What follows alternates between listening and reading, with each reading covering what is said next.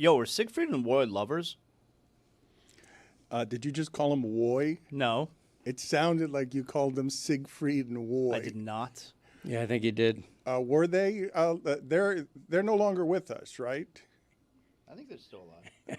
Siegfried and Yeah. Roy are no longer with us. They magically disappeared. They both died. Thank you. You're Roy today. I am. And Roy is Siegfried. That's right. So Roy is not Roy today. I'm Roy. Okay. But Roy is Siegfried. Greg- Right, Roy? Yes. Correct. Greg just said that Roy looks good in that wig. Thank you. Seriously. Oh, that's going to get annoying.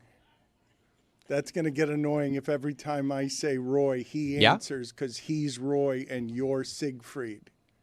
But can we answer Zaz's question? Are they lovers? We don't know, do we? How do we not know? I think people assumed that they were, but I don't believe that they ever confirmed that. Per Wikipedia, Siegfried and Roy were romantically involved, though details were never disclosed. The details where they had a lot of sex. I don't believe those were the details. I mean, it has to be. I believe right? you're imagining that. They lived together at Jungle Palace, a Moroccan-themed 8-acre estate in the Las Vegas area, part of their 80-acre property they called Little Bavaria. Yeah, that's a lot of sex happening. Separate houses on the property since '96. That's a heady play. I think Rob Zombie does that too. I'm pretty sure that they were a couple at one point and then stayed together because the business worked. Put it on the poll, please, at Le Batard Show. Is there a lot of sexual meanderings at Jungle Palace, the Moroccan venue? The business worked until it didn't. That's correct, Roy. I'm sorry, Siegfried. Thank you. That's good analysis by you. The business did work for them very well right up until the tiger attacked one of them, and then that's one of the perils of doing business with a tiger. Well, it's my belief that I was having a stroke, and the tiger was just trying to save me from said stroke, not that I had a stroke after due to medical complications. Dude, that was one of the great explanations ever. Like, no, it's not the tiger's fault. Like, he actually was concerned. Like, hey man, are you okay? Remember we did this bit right on the show like 3 years ago. Like, hey man, are you okay? Hey man, this guy's having a stroke. I gotta save him. They were concerned with the optics right until the very end, and they didn't want to harm the meal ticket after the meal ticket had quite literally harmed them. Made them into a meal ticket. Purdue was a number 1 seed as Kirk Cousins look like J.C. Penney. Looks like it's back, Jack. It's bracket time, so make a chart. Does Jeff Van Gundy look just like the Queen of Hearts? Does Adam Silver look like a torpedo bat? Let's get March Sadness back on track. Looks like it's back, Jack. When the donuts are in front of you, does Andy Reid say, don't mind if I do? Adam Silver looks like a Q-tip thing, or frying a bag of onion rings. When Timmy laughs until he has, that's how you know that looks like his back, Jack. Let me hear you say. Looks like his back, Jack. Let's keep on doing it every year. Though Adnan Burks has missed a bond, welcome to Tangier. Jeff Fisher looks like shotgunning beers at a NASCAR track. If you say this game's the best, I'll say it's a gag. Looks like his back, Jack. Northwestern is gone from the tournament. Jim Harbaugh looks like a casket salesman. Fairleigh Dickinson, 16 seed, rep by Mike McDaniel looked like a college student on a full ride scholarship for esports. What a run. Looks like his back, Jack.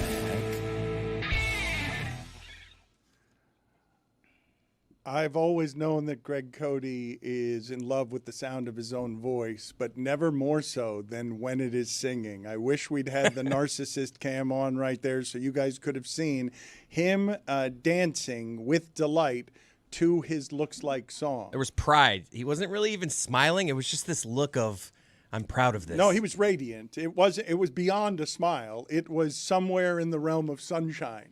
It was a good performance. You know, you don't deny the obvious. It was a good performance.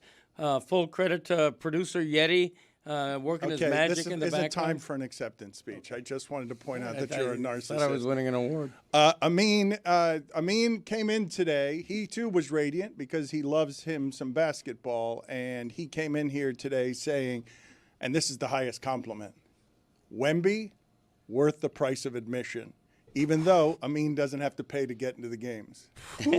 Let me tell you, I would have. What I saw last night, absolutely. Like, I was telling Jeremy earlier, Dan, that Wemby gets into situations that for the entire history of basketball, that ends in a tough shot, right? Gets in the paint, but not quite at the rim. He gets some contact, and usually you're like, oh, he's going to have to throw up a floater or something like that. And last night, at least 3 or 4 different times, like, nope, I'm just going to reach over and dunk it. It's just so staggering. You're not used to seeing that happen. Someone in that situation finish it off with a dunk, and not a ferocious, violent dunk of like, oh, I just went right through you and chest to chest, Amari Stoudemire style. Nope. It's just absurd. reaches. It feels sometimes like he doesn't have to jump in order to even do it. Like he doesn't even. It feels what you're describing is absolutely so. Throughout times as watching basketball, I am used to bodies being able to behave a certain way, and the only ones like, you know, George Murasan or Boban, the ones who could just stand under the basket and do it are one thing. But if I'm expecting a mid-range jumper and all of a sudden somebody's just Inspector Gadget putting their arm out and dunking, it confuses me. It disorients what I'm used to seeing from the sport. Over under 2.5 championships for his career. Oh, I go over there. Got to go over, right? Well, I'm very worried. Honestly, what Mike Ryan, that bit that he was doing for a long time about Wemby's going to be a bust, et cetera, because he was just scared he's going to hog all the championships. That team shouldn't be that good. They've got good pieces, but the fact that at the center of it, they can recreate what it is that the Nuggets do with Jokic, but with somebody more athletic, where you can't take the ball from him. You can't block his shot. If he gets the ball in the middle of the paint, he can do whatever he wants with it. It doesn't matter how many giants are around it. That wasn't exactly my Wemby take. My Wemby take was I expect him to get hurt because people that frame do get hurt, and then the guy takes care of his body in phenomenal ways. And now that he's healthy, the other part of the take was the game's unfair to somebody that size, and he has this advantage. The game is a little unfair, but what you could always count on in the history of the game was somebody not having the intangibles. He works hard. He keeps his body in tip-top shape. He remains pliable. He has this killer instinct. He's incredibly likable, too. So, yeah, he's going to be running this league provided he keeps taking care of his body this way. When Mike said this guy's going to get hurt all the time, I think the next week, right around that time, was when they had the video of him doing yoga and like putting his head between his legs and like seeing the back, like seeing his back from underneath. No, this dude is. Look, I hesitate to put the line that high. 2.5 championships is a lot. You're seeing what the league looks like now, how hard it is to keep good teams together. I think he's going to win this year. No. No? That one I could. I took him at plus 600 after what I saw last night. You could count on guys you took like the Spurs to win. I took them. They were at plus 600 last I checked. But I think typically when you see people this gifted, sometimes they take their own gifts for granted, and that is not the case with Wemby. He wants to get better. He had a whole post-game speech because 2 games ago they clinched a playoff spot for the first time in 6 years, and he did this whole spiel post-game where it's like, I don't want to celebrate tonight because I'm scared of being complacent. And yeah, like he's everything that you want, man. He's going to have, if he is healthy, what Rachel Nichols was telling us yesterday, a top 10 career ever. I think it's Amin doesn't want to get carried away with championships, but I think it's obvious when I tell you, I don't want to dismiss the Spurs. Castle and Harper are top 5 picks. De'Aaron Fox is an all-star, but that would just be another team if at the literal center of it, they didn't have a guy who makes basketball unfair. Like what is happening out there, can't really be competed with if you're going to have that size, that athleticism, and handle the ball that way, have range, and be an athlete that looks like all the other athletes at a height that athletes aren't allowed to be that size and be that kind of athletic. How many teams, so based on what you just said, because I think you're right. Like, I think if Wemanyama was not on this Spurs team, I think it's a bad team. How many teams? I don't think it's bad. That I just think it's another team. They're the Heat. I don't think it's bad. No, they were 14-3 when he was hurt. Like they're good. They are good for real. So how many teams in the league do you think you just put Wembanyama on and they would be really good? All of them. Really good. Like, what's really good to you? Playoff Spurs team? are. What the Spurs are. No. See, playoff team isn't really good for me. I want to make this correction just real quick because we're going to have some conversation here about Bam not wanting to be in the play-in game. And the play-in game, just for the record, okay, they can distort this all they want. They can make money in all the places that they want. That is a total fraudulence, okay? Mm-hmm. The playoffs were already... What's a fraudulence? The idea that making the playoffs is a success when half the teams make the playoffs and now you've extended it. Like, it was fraudulent before. When it's 16 teams and sometimes you got a sub-500 team in because of weak conference or whatever, it's fraudulent to have half of your teams in the playoffs, but the play-in game allows it to be more than half and worse than ever. I mean, you got 10 teams not trying. So basically... 20 teams, here you go. You're a playoff team because 10 of them aren't trying. I would say that you are not only a prisoner of the moment, you are Al Capone and Alcatraz of the moment. Typically, what we've seen in this play-in era is teams 11 and sometimes even 12 are still actively trying to get into that play-in because the play-in gives you an opportunity to extend your season, as we saw with Miami a few years ago. So typically what we've had is more engagement in this part of the calendar. This year is an anomaly because of several things, not the least of which we have an incredible draft class, and so there's a bunch of teams that are like, yeah, I don't really care as much of having a chance to extend my season if I have a chance to get one of these generational talents. Well, to Dan's point, if you're a play-in team, you should be embarrassed to call yourself a playoff team. You're not. You're in a tournament to make the playoffs. It's a false brag to say that you're a playoff team if you finish 11th where the Heat sit right now. I mean, it might be an anomaly and they might get it fixed. But this year, 10 teams aren't trying. That's this year. Okay, but this year, if 10 teams aren't trying, that's how the Heat have as good a record as they have. The Heat, look, Brian Scalabrine is dismissing the Heat as a playoff team. He's laughing at them. He is saying, basically, did you see how they looked against Cleveland in the playoffs last year when they got destroyed in a way that no team had ever been destroyed? Before I go to that sound, I want to check in with Roy, who is very eager to get in here. With Victor Wembanyama, it's the size, but it's also the skill. The other night, he hits a buzzer beater that if you look at the way he set up the jumper in the mid-range, it looked like Kobe, except he's 7'5". Last night, there was a play in the lane where he's sprinting down. They're trying to create a break. There's a throw that is somehow over his head because how can you sail something over his head?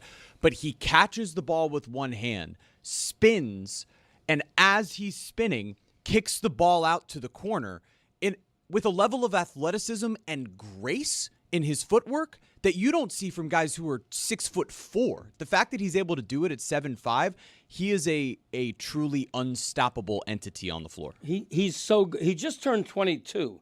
He's so good that I almost think it's astounding that in his third season he hasn't won an MVP yet, and he's not favored this year. I think he's second or third in the odds. But that's how good he is. And I would also put 2.5 as the over-under on his MVP awards. He said himself that he should be the MVP. Here's that sound. I think right now it is still reasonable that there is a debate. But as I said, I want to make sure, my goal is to make sure that there's no debate anymore at the end of the season. 3 arguments. My first one would be that defense is 50% of the game and that it is undervalued so far in the MVP race because I believe I'm the most impactful player defensively in the league. Second argument would be that we almost swept OKC in the season and we dominated them 3 times with their real team and 4 times with the, more rotation players. And my third argument would be that offense impact is not just points. God, I love the honesty of that answer. I So love good. that he is just laying out the argument for him the way a columnist would lay out, a hometown columnist would lay out the argument for him. I want to enjoy this before I ruin it because I think he's going to ruin it. I think he's going We to get this year. I think he's going to ruin the sport. He's going to keep getting better. That's not stoppable and it's not fair. That's a great take, Dan.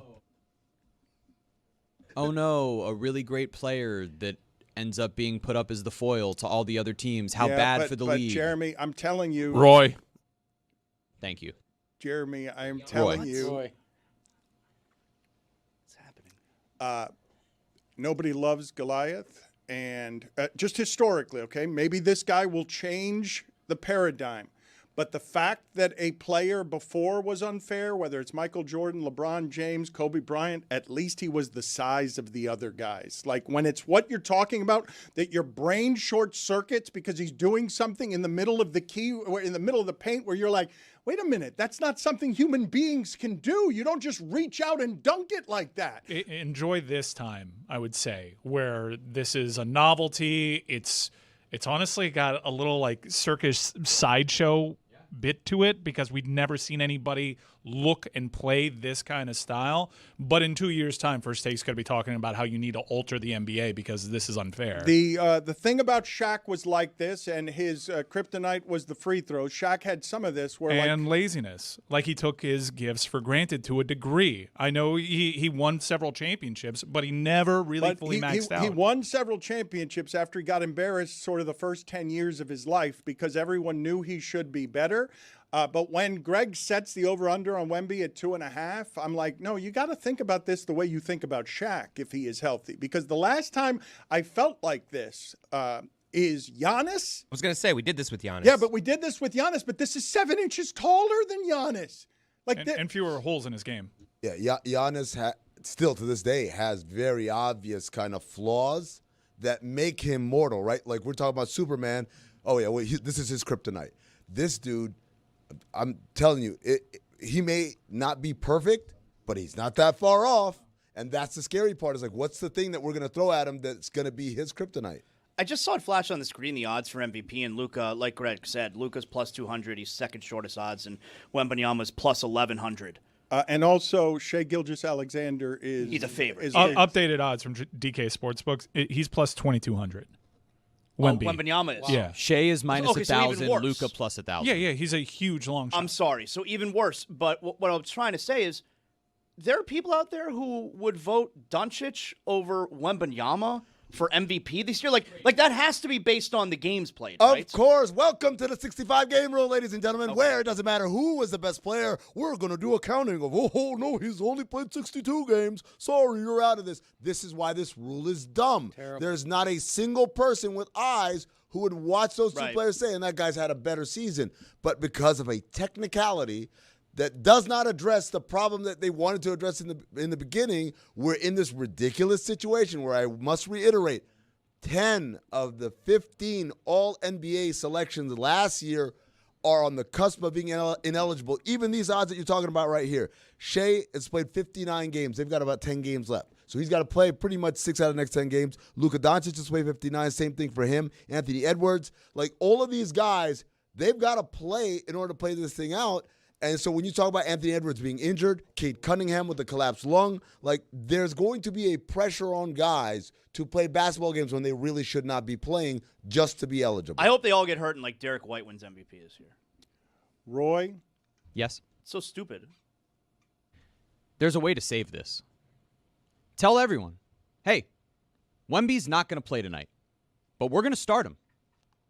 He's going to go for the tip. Yes. You He's think gonna tip it back? You think that saves something? No. That's Has he awful. lost? No. Just hear me out. Has he Hear him lost out, hear a him tip out. this year? I will hear him out, but has he lost a tip this year? Because watching last night's tip was funny. Watching Bam look like he's 6'2" is startling. He 'cause can't that is a have large lost. There's man. no way he's lost a tip this year. I'll right? look up the stat after this, but when it comes to being able to save these guys from All NBA and from the MVP race, you just say, hey, everybody, I know we're worried about the gambling odds. I know we're worried about all of the information. We're going to mark this guy. He is going to play. He is going to be available. Fine us if you would like, if you're an organization. If Wemby wants to win the MVP and you're the San Antonio Spurs and you need him to sit out 4 of the final 10 games, but he needs to play 8 of them, you say, hey, he's only going to play 1 minute. We're telling everybody he's going to play for 5 seconds. Why? So he can get the game played. He can come out. It doesn't influence the gambling odds. Find the organization. Who cares? This rule is ridiculous, and you need to show them how ridiculous it is. Okay, this is a problem. The rule also says you have to play a certain number of minutes, so you can't. Does do it really? That. Yeah. Like, so that you can't have just like checked in, I was here, and then leave. Then that doesn't count. So, like, why was Mikal Bridges able to do his thing? That was just to keep a, That's just to keep a streak going. That has nothing to do with. But that's still a game played, no? It is funny to watch you rage indignantly without realizing that your hair is flapping around, that your wig is flapping around, and that you look even more ridiculous with your indignance. I want to put up on the screen, I know it goes probably without saying that Wemby is very giant, but just put up on the screen the size of his hands, please, so that you guys can see what you realize he's grabbing the basketball like it's a racquetball. So, Dan, that when Roy is describing that play last night, right, of him spinning and then throwing the pass, the part we're all like fixated on, he's so tall and long and all that. The part that people overlook is that pamplemousse, right? Like it's a grapefruit in his hand, so he gets to palm it and do all of this crazy stuff with it. It's like Kawhi. People don't understand how big Kawhi's hands are. Abnormally large for his size. Michael Jordan. That's again all the grace and elegance and athleticism. A big part of his thing was these massive mitts. That's why when he met me and he put his hand on my shoulder, it was literally like just a shadow came down, and I was like, "Oh snap! That's a massive paw." Look at me, Leroy. Believe it or not, Wemby is 44-13 on tip-offs this season. Plenty of Black Louis. You notice Amin said when Michael Jordan met me, not when I met Michael Jordan. Well, that's why he got the look at me, Leroy. Do you know why I say it like that? Because I didn't introduce myself to him. He introduced himself to me. Wow. I was walking away, and that mitt went, and I was like, and I looked up, and I was like, oh, my God. And then he's like, and then he said, and you're really going to want to warm up the sound for this one. Hey, man, I really enjoy your work. Look at me, Leroy. Put it on the poll at Le Batard Show. Are you stunned that Wemby has lost 13 tips this year? You saw that last night against Bam, okay?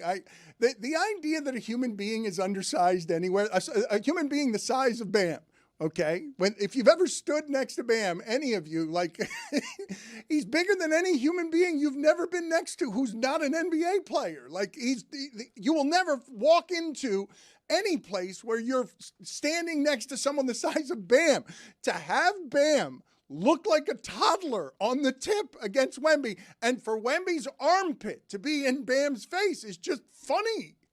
Dan, I remember the first time I saw Yao Ming, and like not on a basketball court, but in a social setting, and to see other NBA players marvel at how big this guy was. That's the closest thing I can think of. I remember Shaq playing against Yao Ming the first time, and there's a picture of him kind of like looking up just to kind of confirm how much taller this guy is than me.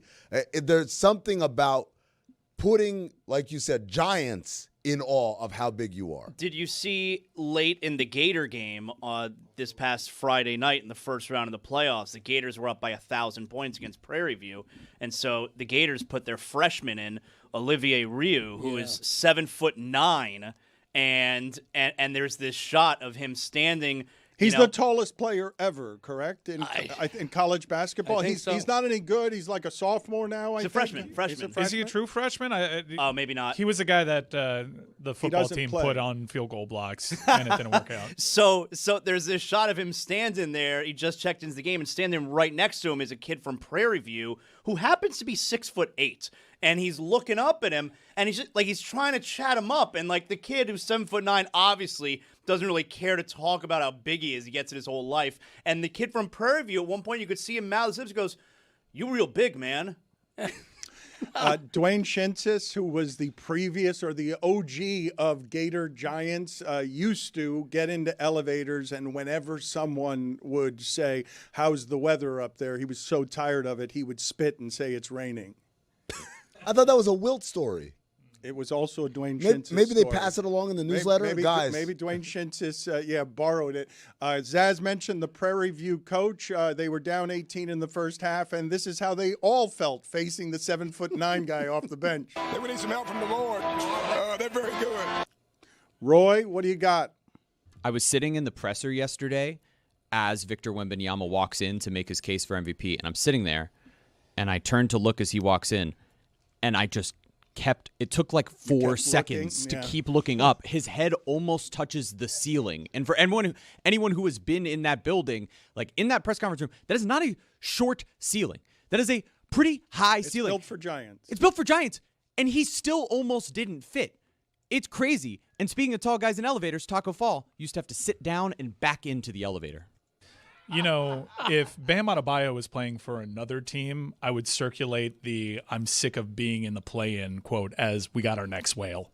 Let's go ahead and play this sound because Bam is bothered by this, and I just don't know what you do. They are topped out. This is as well as these human beings can play.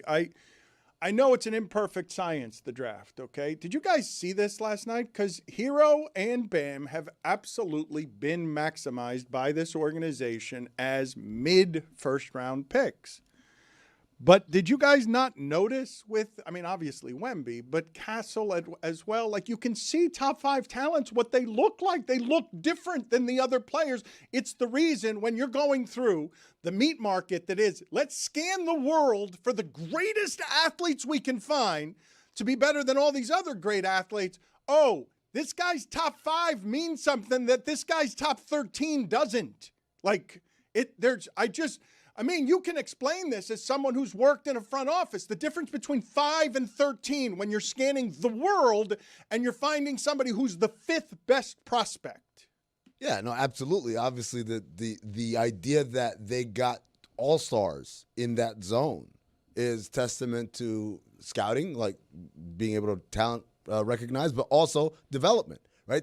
We all know what Bam was when he came in the league. It wasn't this. He was a poor man's Tristan Thompson, according to George Sedano. Did he say that for real? Yeah, well, George Sedano relayed that's how people were talking about him when he came into the league. He can be at the high end of poor man's Tristan Thompson. Yeah, he shared scout chatter when he drafted him. I like it being George's opinion. My point, though, is it's lost that whatever it is that the league generally applies to the Heat and say they know how to develop players, so does San Antonio. And they've got 3 top 5 picks. Miami's never had that. Yeah. They've got 3 top 5 picks and traded for an all-star and traded for Sacramento's last good player. Traded for an all-star that the Miami Heat were in on, too. So, have they turned Bam into a rich man's Tristan Thompson? Yes. Nice. Although Tristan Thompson is a rich man's Tristan Thompson. He's a rich man's Draymond Green. LeBron got him a lot of money. Let's play the sound here of Bam saying he's fed up. He's seen what I've been doing in the last whatever amount of games, and I don't want to be in the play-in. So some of that is, he's got to protect me from myself, but also I don't want to be playing. So every game I'm gonna try to go out there and do the best I can to, carry this team and force our way out of that. I want to get some sound here from Dwayne Wade, if you guys remember, way back. When Mike says this sounds like disgruntled superstar, the things that he's saying. His body language and his frustration remind me of what Dwayne said when he got eliminated in the playoffs as a solo act and said, I'm not doing it this way anymore. I'm not playing this way anymore. And then they went and formed the big three. He's like, I'm not going out. Bam's got to be tired of this. There's too much effort being poured in to Bam, from Bam. Everything's built around him. He's the untradeable one. I know he gets a bad rap from people who want him to be better. He's great.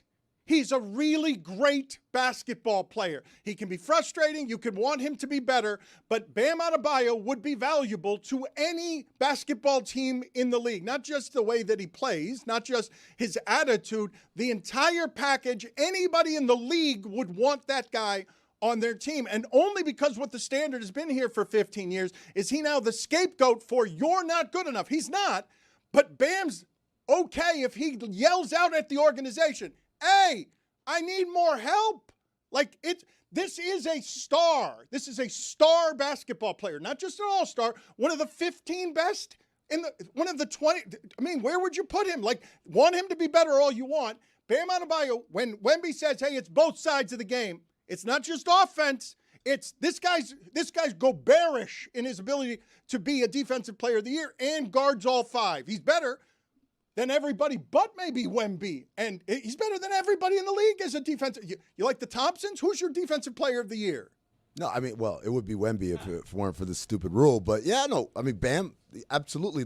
There's a reason, like, as you guys malign them, they're 2.5 back from the 5 seed. Yep. Like that, and that's because he's that good. He's good enough to raise everybody. First of all, he makes that team. We were talking about yesterday. Oh, they're only an average defensive team against elite offenses or elite teams. 5 straight games, they've given up like 130 points. I mean, they're terrible against these good teams. I don't know what team was going to shut down that last night. You can say that all you want. They don't average 136 points, the Spurs. The Spurs are really good. I know. But the Spurs are really good offensively, and I would say there are very few players in the league. At the end, they lost the Houston game. Hey, Bam, go guard the guy over there. We've called the most unguardable guy in the league. Who's 5th in the league in scoring history, 5th in the league just past Michael Jordan, and he can. Like, it's an absurd request to make of your center go guard Kevin Durant on the perimeter, and he did it, and he does it. Like, but he's frustrated, and worse because of how this guy cares. And you could speak to this, Cody. Worse.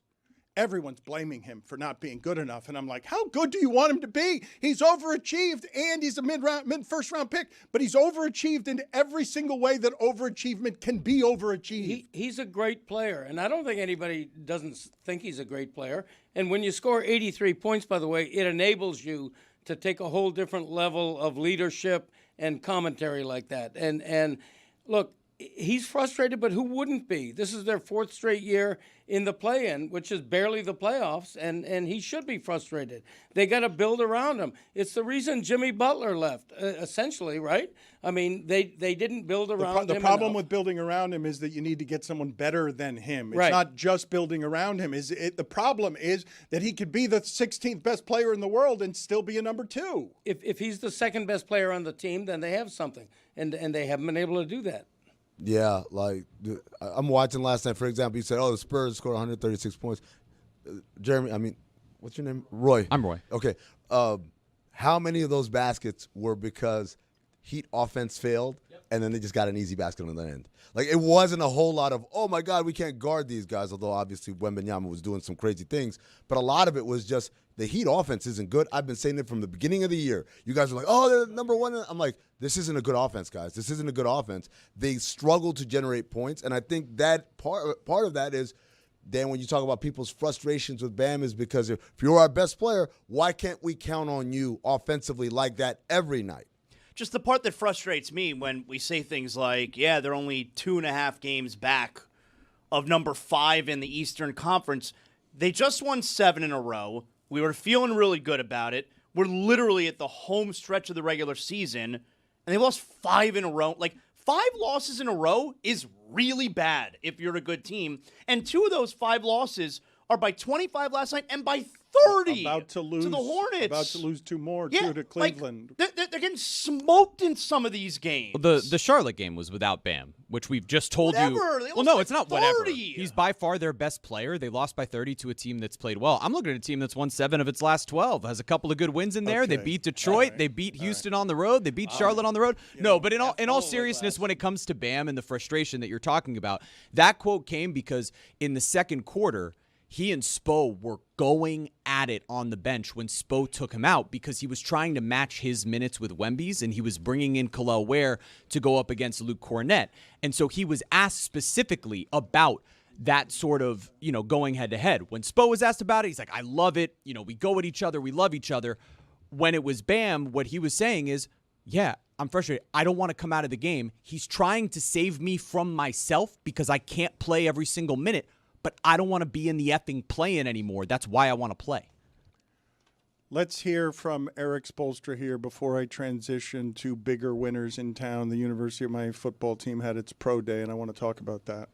I love that about Bam. He and I are barking at each other. I mean, that's why I love him. I think he loves me. But even if he doesn't, I have to do what's best for the team. I don't want to just play him 24 straight minutes every half. If I'm forced to do it like in Houston, I'll do it, but this is the first half. I didn't think that was necessary. So some of the minutes, the majority of the minutes, there would be the matchup, but it didn't have to be all the minutes, for us. The idea that these guys like the conflict and that the conflict doesn't mean anything, what an interesting thing to live in a world where the coach can say and actually know, yeah, I love him and he loves me. It's an unusual thing. I don't think I can do that right now with the Dolphins. I could probably, I don't know if I could. Do you think I could do it with Paul Maurice? Where the relationship is actual love. Yeah, he's my coach, but he's my teacher, and he saw what I was when I got here, and I've grown at his side for 9 years. Let's explore for a second how many relationships in our market have what you would describe as actual love, because I do believe those two people actually love each other. They do. You'd have to go to college outside of that to find that. Paul Maurice had a great quote the other day, as he often does.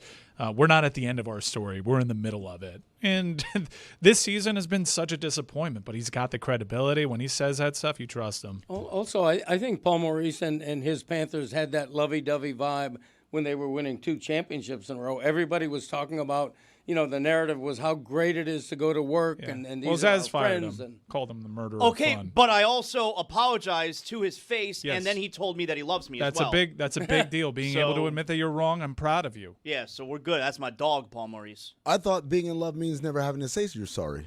That's a good point. How do you feel about how you said says there? Okay, I thought no one was going to notice. Mike, yesterday at Pro Day, we learned basically that the University of Miami is going to have 4 first-round picks in the draft, 2 of them edge rushers. There were a lot of scouts there. Over 100. We haven't had that many scouts from the NFL since the University of Miami was winning natties. And Keontae Scott, I think, was the main headliner there. Although Carson Beck continues a very strong draft season. Because he ran so fast. For those who don't know, Keontae Scott clocked a 4.33. 4.33 official.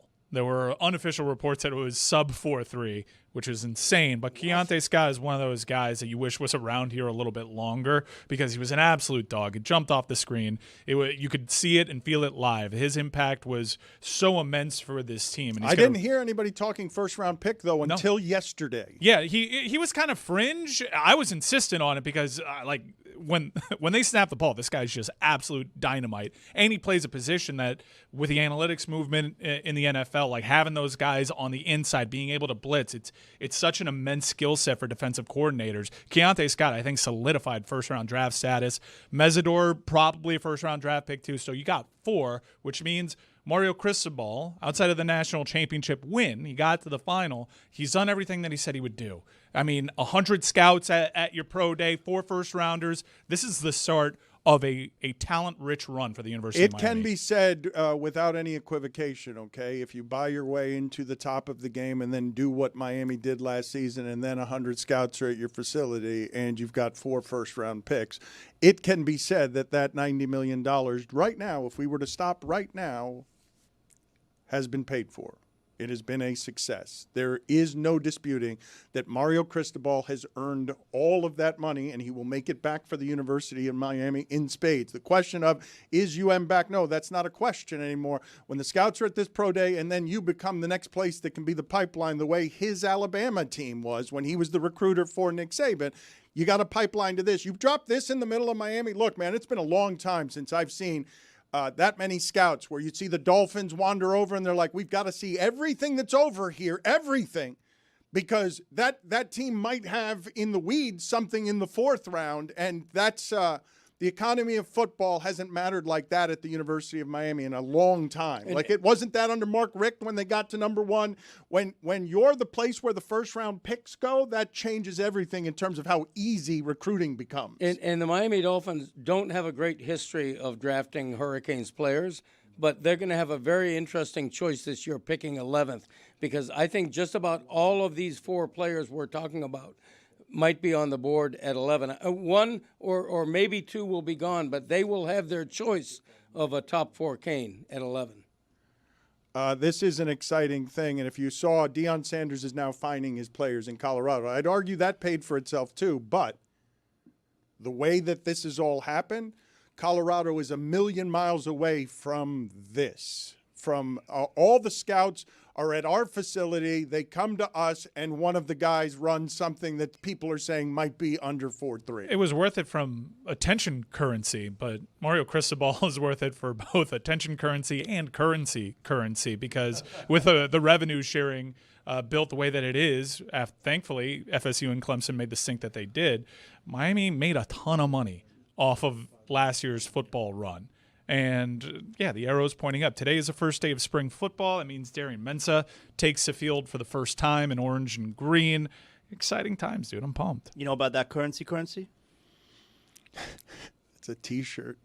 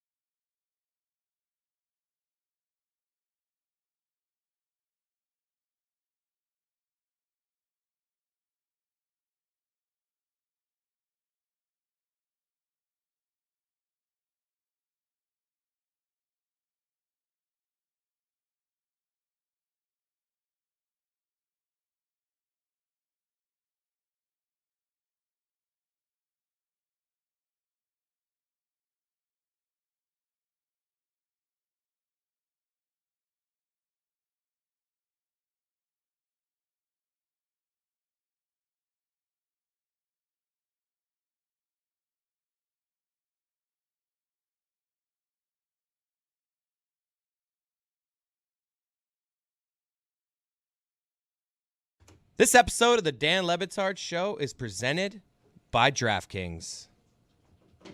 DraftKings, the crown is yours. Greg, you're going to need your headsets in order to hear Dusty May and everything he has to say. He's going to join us here in a minute. But there's not been enough room in the first hour for Greg, who had an all-star Hall of Fame performance last week and got sick and now has returned. And the reason primarily is Zaz and the way that he fills up a room with a personality that ESPN Radio is now using all times, day and nights, because they love Zaslow, but it's going to his head in ways that make me uncomfortable. And I've also heard the audience on using the hockey penalties too much, so I'm going to start distributing other kinds of penalties, different ones. And because Zaz Hasn't paid the fine bucket in several times now. Not good, Zaz. Even though he finally paid something last night, the fine bucket is something. I'm going to penalize him for not paying enough fines recently with something that scares him, and we'll get to Dusty May in a second. Zaz, you know about paying that debt? It says Zaslow $200 on the board there. You're out to lunch if you think I'm paying $200. Okay, well, you're going to penalize. We're going to penalize you now in another way. The Fine Bucket is presented by Moneyline. Download the Moneyline app or visit moneyline.com to learn more. Moneyline, make money easy. No comedy in the world is greater than one of your friends slightly I mispronouncing nailed that. it. Well, Come see, on. Dusty May is there. He's waiting for us. He heard, and Chris got scared because we got a potential champion on our hands here. College basketball has been Former mattering Owl.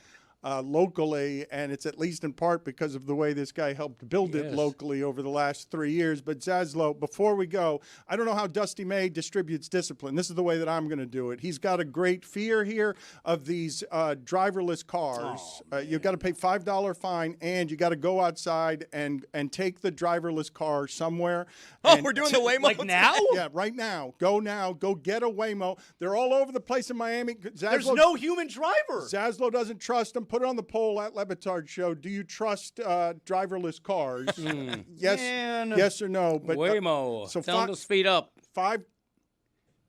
Tell the driver to speed up when you get in there. We'll see how these cars work. Send a cameraman with him. Get out of here, Zaslow. Dusty, thank you for joining us. Sorry for wasting some of your precious time. It's a busy time, and we appreciate you rejoining us. How do you punish players, and what do you think of that as somebody who's not paying fines? Well, we've contemplated the fine system and decided to stay away from it. Before we ran guys, and then we got a memo from the Big Ten office because of some, I guess, football instances that we're not allowed to punish guys through running anymore. So we just basically asked them to follow an honor system and hold each other accountable with our old with our old rule violation running amounts. So we have a team that's been pretty compliant, though. No, you didn't hear what he said. Amin is shocked behind you. Chris is saying, sprints. They've taken sprints from you, Coach. What? They've taken sprints from you? You can't run them extra sprints? Correct, not for punishment. We can run them for sprints if we think they need extra conditioning. So there have been times when you've heard coaches say, you know what, guys, I think we look like we're not quite in good enough shape, or this player who happened to be late for a bus has to run to get in better shape, but not for punishment.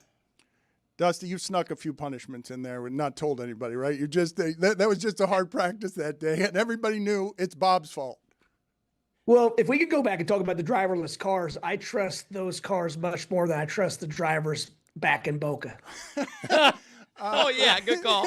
Put it on the poll at Le Batard Show. What do you trust more, the driverless car or a driver in Boca? What do you miss and what don't you miss about South Florida? Well, I miss the sun and the blue skies the most. I don't miss the summer heat. I didn't realize how hot it was until I moved up here in the summers and how nice and mild it is. How did this go compared to how you thought it was going to go? We didn't think it would happen this quickly. We thought it would be a little bit longer of a rebuild, but we hit the right guys in year one, which allowed us to, I guess, have an identity and have something to sell going forward. And now we have one of the most talented teams in the country. Dusty, I'm not sure how honest the coach is allowed to be, but when you're coaching FAU, foul out on the prowl back in 2023 to the Final Four.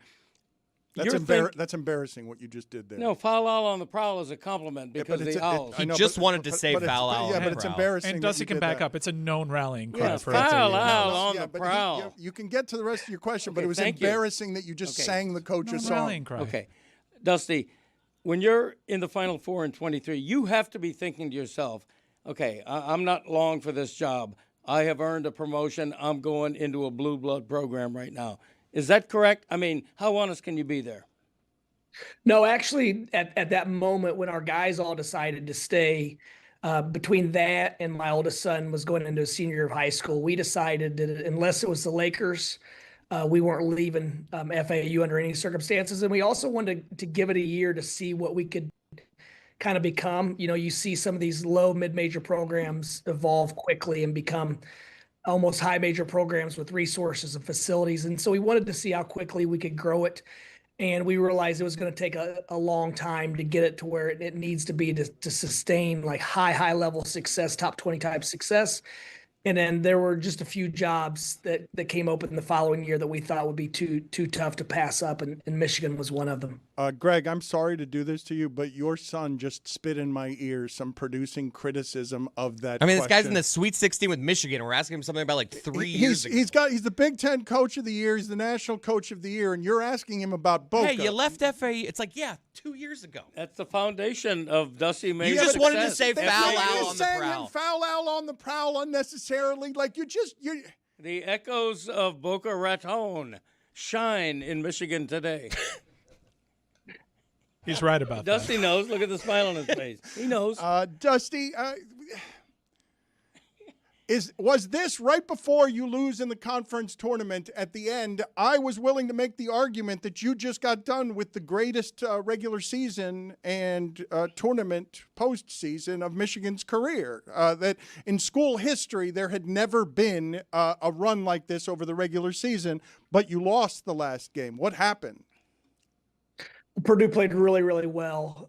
The style of play, the type of game wasn't conducive for us.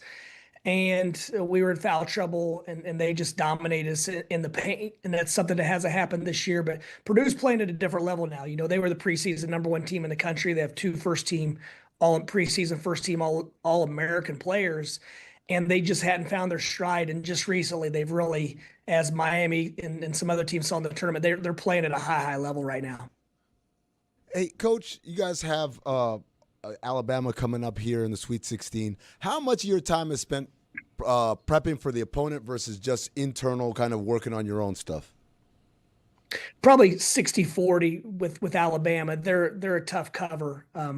We match up really well in some areas, but also there's some things they could exploit if we don't do a better job than we have at times this year, as far as defending the 5-out, defending the 3-point shot. But so we'll spend 70% of our time probably working on the Alabama scouting, and 30% just cleaning up some stuff, and then adding a few wrinkles here and there. We still feel like we have because our team's only been together 1 year, we still have some things we can figure out and add and improve on, even in a short term.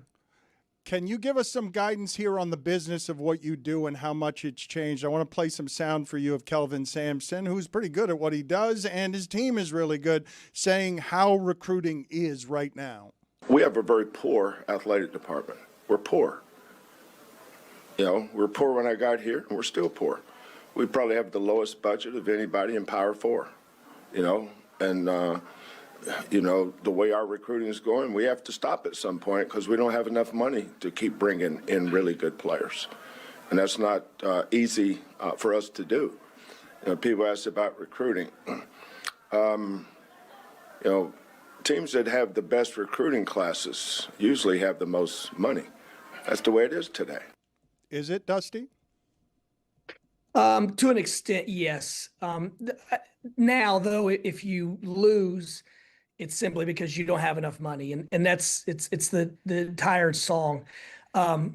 Everyone at Power 5 has a reasonable amount of money. There are some that have a lot, and it's cyclical. Meaning if we get our donors to provide enough NIL for us to have a really good team, and we underperform or we don't spend the money wisely, then the money will be gone. I think that's the hardest part, that you never really know exactly what you're going to have. In year 1 at Michigan, we had, I'm certain we were much lower than them in NIL spending. This year, we got to the point where we're competitive with just about anyone. We're obviously not near the top, but we're competitive and where we felt like we needed to be. Our athletic department is not broke. We have, I think there are a few schools that have a lot of fundraising going on, but we also are a school that tries to be good at everything. And so that's tough as well. We have obviously a football powerhouse. Our women's basketball team is one of the best teams in the country. Our hockey team is #1 in the country. Dusty, I'm sorry, I've got to stop you. Imperfectly and politically incorrect to do so as soon as you start talking about the women, but we've got a live report here. Zaz is on the street in the Waymo. This driverless car does not wait for anybody. Zaslow, give Dusty some play-by-play here. Hurry up. I see it behind you.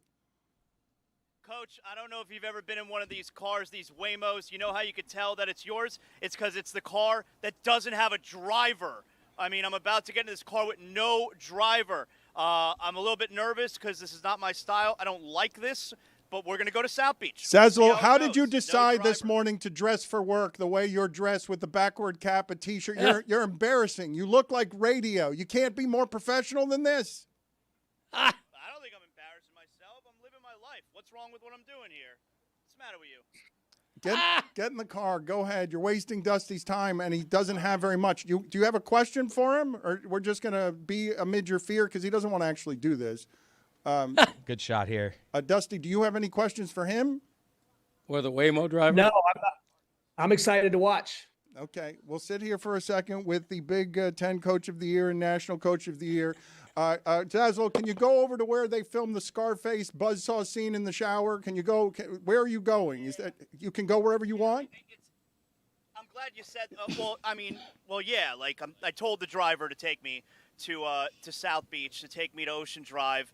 And so if you want me to go to the location of the chainsaw scene in the bathtub with Scarface, we could do that. So, okay. Driver, let's hit it. All right, let's hit it. I've always wanted to say that to my driver. Do you want to play, Dusty, a game of may or may not where I ask you questions and you tell me whether or not, while Zaslow gives us some play-by-play?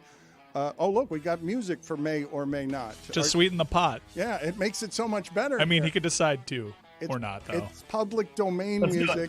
All right, he's going to decide to do it. A yes and kind of guy. May or I may not put pineapples on pizza. Am I answered? Yes. I may. Wow. Ooh, okay. Look at Good. that. A shocking admission. Terrible question. But he's saying he may, so he still might not. He's saying no. That's a confirmation. A may is a yes in this all game. yes. Do you not understand the game? A may, Coach, you certainly understand the game, right?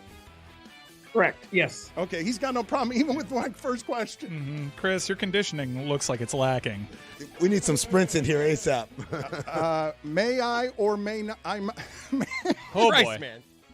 We'll get it together. We'll rally. May I or may I not put mustard on a hot dog? May. Of course. How about ketchup? That's far more controversial. May not. Ooh, there you go. But he's Roman still, right but he's there. still That's might. my man. No, that's not the way Overall. this He's goes. around May that borscht means belt. yes, may not means no. I'm Roy. He's He Siegfried. seems unsure. That's that borscht belt. I'm May. fascinated by the Waymo. Yeah, so am I. Zaslow, give the coach an update here. Zaslow, do you feel safe? I don't know. I mean, I got my seatbelt on, so what's the worst that could happen, right? It's a driverless Don't car. answer It that. can drive into the sea, and now you're trapped with your seatbelt. What do you mean? What's the worst thing that can happen? A drowning death at the bottom of the Miami Beach. Right. Take a left turn into a building. The worst thing that could happen is it takes you to the CVS in the Bahamas. So strange. This is not awkward at all. It's Thanks, going well. Stugotz. Another question, Dano. Dusty asked for me to throw it to Jazz, and I let him executive produce the segment. He's a leader. He's a number one seed. He deserves my respect if he wants to grab the control. Still in the tournament. Technically, Oh. he threw it to Zaz himself. May or may I not Why do you keep... shampoo in the pool? May. Yeah! Yeah! That's my man. Took his time with it too. Dusty May. A pride of Boca right on. Foul out That was a on good the shot. prowl. Foul out on the prowl. Your son was singing it to you. He was just delighted with his own. He was listening to the sound in his head. Wonderful. Hey, Zaslow, you're passing my condo in about 2 minutes. Straight ahead to the left. Oh, really? Let's not dox him. Zaz, can you tell us how you're feeling right now? Are you afraid? I have a little bit of butterflies in my stomach. I'm gonna be honest with you, because I don't know, like the driver. Well, I guess I shouldn't say driver. There's no driver. It's just I don't know. It's rather jarring, man. Like the three of us were here, and there's Trippy. no driver. Oh, Jaguar. Is it a Jack? It is a Jag. They're all Jags. Nice car. I didn't know that. Very nice wheels. Put it on the poll at Le Batard Show. Did you know the Waymo was a Jag? Oh, there's the Freedom Tower over on the left. All right, so it's going. I found these things to be, when I've watched them, more responsible than most at right turns and whatnot. I don't know how these things don't get short-circuited, though. Wouldn't that be the fear? Yeah, let's not talk about that while I'm in the Waymo. Thank you. All right. May or may I not pee in the pool, Dusty May? May not pee in the pool. Okay, but because you're going to shampoo in it. You don't want urine in classy your hair. coach. I bathe in the pool. Dusty, good luck. We know you have to get out of here. We will have you back on, though, to play May or May I Not and whatever else. If you win the championship, you'll make this deal with us now. We miss you. Done. I look forward to it, guys. I appreciate you having me on. Thanks, Win it, sir. son. Thank you. Okay. See you, Coach. You guys. He was good. Bye. This is why we can't book guests. Because you guys bring this guy in. He's having a great season. He's coach of the year. And we spent half of it just talking about Zaz. Which, by the way, that Waymo's making laps around the building. That whole time, all they did was just do one big-ass lap around the block. Nobody wanted that segment to work out more than Dusty May. I will take whatever blame there is to give. I haven't felt quite like this since we were trying to do a cigarette boat at the same time that a Daily Show correspondent was on with us and got mad at us. Ronnie Cheng. Yeah, he got Look mad at this, at us. the driver, my Waymo driver, he stopped for people to cross the crosswalk. How dare he? How does it know not to run people over?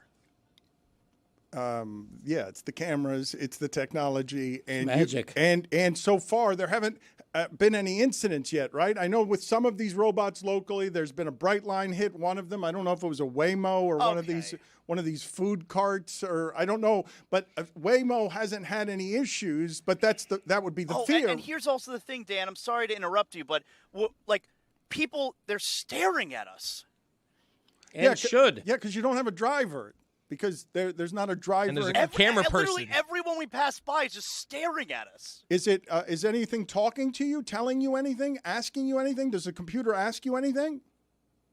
No, we just told it where we want to go, and it's taking me. I kind of like that because when I get into Ubers, I hate having to talk to the driver. I'm not here to make friends. Well, Just most take of me them where I here wanna don't go. speak. So that part- Most of them here don't even speak English. Like most of them. Okay, but I travel a lot, Dan. That's I'm right. not sure if you're aware of that. So I take Uber often, and I don't care about talking to the drivers. Again, I'm not trying to make friends. I'm trying to make money. You're and saying so what I kind you're of like this. What you're saying is it's easy. This is easier than Uber. You just told the thing to take you somewhere, and you don't have to explain it to someone who doesn't speak English. Well, I'm trading off. I guess I'm making a trade here. I'm trading away potential safety for comfort level. Zaz, how's the temperature in there? Like, what if you get cold? Can you control the air? What's the matter with you? You don't think there are buttons here to control the AC? I don't know. I mean, just... Hold on. You're not going to call Chris's question dumb when you said, how does it know not to run people over? You think they would have a car on the street that just runs people over left and right? Yeah, having trouble understanding how a car that doesn't have a driver knows to not run people over is a valid concern. Zaslow, hop in the front seat and take the wheel. Make a statement for human empowerment. I'm the captain now. This is how you prove you're not a cuck. Zaz, you saying potential safety. Don't ever say that. Afraid to do it. I'm going to guess that Waymos are safer than South Florida drivers. Like, I don't think that's even up for dispute. Waymo safer. Waymo, I got to be honest with you here. This Waymo is taking, the worst route. Well, why did it go in circles around the Freedom Tower? Is that true? Was that the accusation that was made? Was it inefficient? Is it not going directly to where it is you need to go? Right now, it's a little bit inefficient. It's one of those deals where, when you put in the GPS or in the Waze and it tells you, the shortest way to get somewhere, but it's like you're taking a million back roads. Just get on the damn highway, get me to where I'm going. That's what I feel like, Tell the car to start doing screeching tires I want to hear Spin Donuts. Greg, you sound like an old drunk. That's what you want me to do? Greg, you sound like an old drunk. I don't want to hear Spin Donuts. Greg, it's the most It's redundant, by the way. Can I tell you guys what just happened? It's a synonym. Let me explain to you guys what just happened so you understand. That was wild. No, Chris, I'm going to explain to you the surreal show we do with your dad and what just happened because I don't think you noticed. Because Zaz is in a car far away that has a driverless wheel, he is shouting at Zaz as you would if you were shouting at him outside. It's the closest he's been to the microphone in 18 months because he thinks Zaz can hear him better if he shouts it at him straight into the microphone because he's talking to the computer screen because he thinks he's shouting into the future. That's what just happened with your father. He's never been that engaged with the microphone in 21 years doing this with him. Thank you. Can we also talk about when the coach was talking about, being down in South Florida and everything, and Chris is like, say foul out on the prowl. When he was Say pro shampoo, I'm like, I fed my dad, say foul out on the prowl. Greg, 14 times. My dad's just like, Yeah, can we I get that, just get that 45 seconds for me, and please show me, if you could, tell me there was a camera on Chris Cody as he threw papers in the air because he tried to give his dad an alley-oop, easiest joke in the world 7 times, but his dad was strutting around the wrestling ring, just enjoying still so that frustrated. he got to sing foul out on the prowl and ask his shitty FAU question. and then I'm like, say it. And he finally said it. And it was just, God. For the listeners who cannot see what happened, if you've ever watched the Seinfeld episode where George tells Jerry, hey, if someone calls, answer Vandalay Industries, and then Kramer answers, and George is running out the bathroom with his pants around his legs, talking about, it's Vandalay Industries, say Vandalay Industries. That's exactly the energy Chris had. Say, foul out on the brow, say foul out on the brow. Please get me that video. I want to watch all of that again together. I believe, though, this Waymo's got an issue because it's taking Zaz way too long to go 4 blocks. Are they going in circles you see, why over would there? the Waymo get in the lane that has the cones because of construction? Zaz, cutting the line. I like Zaz, that. You are 3 blocks from the hotel, Zaz. You haven't moved anywhere. He definitely did a circle. No, it had to be more than a circle. This is the entire time Zaz has been on, he has gone now 3 blocks, and he's been moving the entire time. The light's out here. I'm not even past. You know the really ugly arches? It is confused. Yeah, Zaz, St. Louis. it's confused here. Is that a green light or is that no light? The light's out. He should be in that right lane turning to the beach. Right. Oh no! It's confused. You're just going to wait forever. It's confused. You're just going to the light is and there's it says on the screen here, our team is working to get you moving. Yeah. Come on. Oh, what team? There's no I'm team sitting there. in the middle of Wait a the minute. road Starting a here. traffic Wait a minute. Hey, I can see you. Wait a Panda this minute. traffic. The computers, God. Zaz, the computers have not accounted for Miami being Miami. Of course. Oh, he's moving now. Of Okay. course there would be a Now light. we're getting on the highway. All See, right. now I'm concerned. Now I don't feel safe. Okay, no, it got you out of. That's a bigger jam. Oh, we're getting on the highway now. Zaz, that was a bigger Oh, boy. jam than any of the other jams. Miami being Miami and just a light being out at an important intersection, that could have short-circuited the thing because there were cars moving past you. Zaz, you should be there already. You should be there. You're 5 Yeah, minutes. we were just sitting in the middle of the road. The entire time we were on the air wasting Dusty May's time. You've been going in circles. You've been doing this for the better part of 30 minutes, have you not? You've gone 3 blocks. Yeah, I've been in this car for about an hour and a half now. Daz looks It so says scared. that we are 12 minutes away. Yeah, it's a straight shot. You will go past. This is lovely here. This is a lovely He's holding area. onto that door with Yes. his left hand so hard. All right, Zaz, how do you feel about how everything's going? Because you're now going, are you going exactly 55 miles an hour? That's a 40 zone, 45. actually. That's a 40 zone, I think. Yeah, we're going 45 right now. We're just approaching the tunnel now, so we're getting close to South Beach. How uncomfortable is Fuentes? Because you said there were 3 people in the car with you. It looks like you're alone. The whole thing really feels like it's from the future. Yeah, well, I'm not alone. All right, I got Fuentes next to me. He's looking like the seat's a little tight for him, though, to be perfectly honest. He's a little scrunched up together. I'm comfortable, though. That's what's important. Okay. Yeah, it's a little tight. How is Rose doing? Is Rose? Oh, that's Rose? It seems like it's uncomfortable. I don't know. She's in the other room there. Tell her I say hey. Oh, man. We have our Waymo camera person there. It's actually not a real person. It's just a camera person. All right, so Zaz, you're pretty close, and you're going to the There's place Rose. where Scarface. I told this story earlier, Greg. There's a famous strip on Ocean Drive. We were talking about Miami Vice yesterday. This used to be an entirely dead area, and then Scarface and Miami Vice gave the city a certain image nationally. And on Ocean Drive is the little hotel where the Colombian drug lords tried to chainsaw Al Pacino and his friend, and it was going to be an X-rated movie.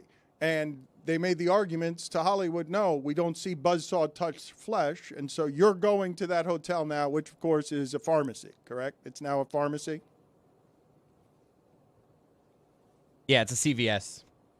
All right. So that's the one near the Fifth Street Gym, right? Yeah, it's relatively close. But you remember the guy staggered into the street? Like it was considered the most graphic to turn an R movie into an X-rated movie was that scene, the buzzsaw scene in it. That stuff was happening in Miami back then. Greg, you grew up in that Miami. Well, I grew up in that Broward County, about 30 miles north. I'm saying in the 80s, you raised your kids in the Miami where that could happen in a local hotel room. For sure. The drug wars allowed, there were people in strip malls in the street gunned down because it was the wild, wild west. Yeah, every table had a mountain of chalk on it, except it wasn't chalk. So that is where Zaz is going. Zaz, you tell us when you're there and we'll check back in with you, okay? We're passing Star Island right now, Dan. Yeah, so that's the richest stuff we've got over there. Bezos and everybody else is trying to buy everything for $150 million plus. I got 5 on it. What does that mean? $5. Yeah, it means I'm getting in on it. Greg, can you explain? Reference. Can you explain yourself? Zaz would have been so frustrated with you if he had seen your son. This has never happened here before. Have you guys seen this happen before? Where Chris Cody gets so frustrated with his father that because he was yelling a joke at him that only works if he's the one that makes it. The rest of us making it doesn't make it funny. He's got to make the joke. But he's too busy dancing to, oh, coach like my foul owl on the prowl. Foul owl on the prowl. That he didn't hear, that he just was. It's very frustrating. I mean, delightful. I mean, coach could be studying tape right now. Instead, he's answering foul owl on the prowl questions from I Greg. know. While Zaslow's driving in a car being driven by the Invisible Man from a Ralph Ellison novel. All right, Greg. I don't know what those two have to do with each other. Greg, you haven't been very good today, okay? And I want to play for you an example of this. You were very good. You were very good last week, but you just made your son. Has he ever thrown his papers up in the air before? He had a big stack of papers. I have no idea from the way that he does this show that he had done anything in the way of planning or organization. So to see him back there throw 7 papers up in the air, when I don't think he reads, and he proved at the start of that segment that he doesn't know how to. Him throwing 7 papers up in the air, frustrated because his dad wouldn't take the easiest joke. I've never seen it before. Dan, desperation. Like he was so desperate for it to happen, for that plane to land, and instead Greg Cody just careened into the ocean. All right, so because he was like hearing me say it and like celebrating like I was saying it on air. It's like, no, just for you. Say it. So just to show people behind the curtain, Zaz, we'll get back to you in a second. We evidently have a replay. And Greg, I want you to see it so that you can see, because I haven't seen it. I just lived it. I felt it. And I felt for your son. He's in charge of the thing back there. It flies off the rails sometimes and offends the celebrities. The show's hard to book because of stupidities like that. The thing back there. I actually am presuming. Yeah, it's hard to book because of other people. I'm presuming when doing that, and I have a blind spot here, admittedly, because I can't wait to hear from Kugler at the end of this. I have a blind spot I totally assumed from the very start, because Dusty May was a friend of the show the last time, and because he's local, and because he understands that he knows what our show is, that he was in on the joke. I presumed it without asking him. Well, he was in on the attempt at a joke.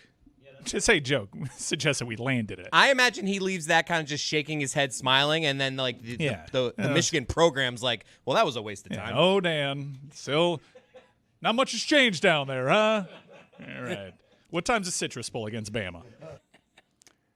Because people wanted a serious interview. I loved it. No, but it had potential, no doubt. We fell short, but like I thought it was fine. Well, but no. I want to approach this from a content standpoint, and I want to ask Amin and I want to ask Greg Cody if we're going to dissect this autopsy. What about Siegfried?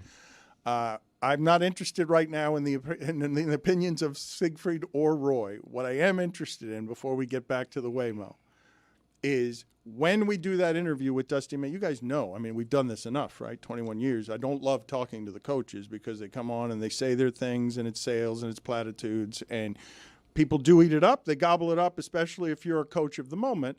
But coaching interviews, to me, I hate them. I hate them.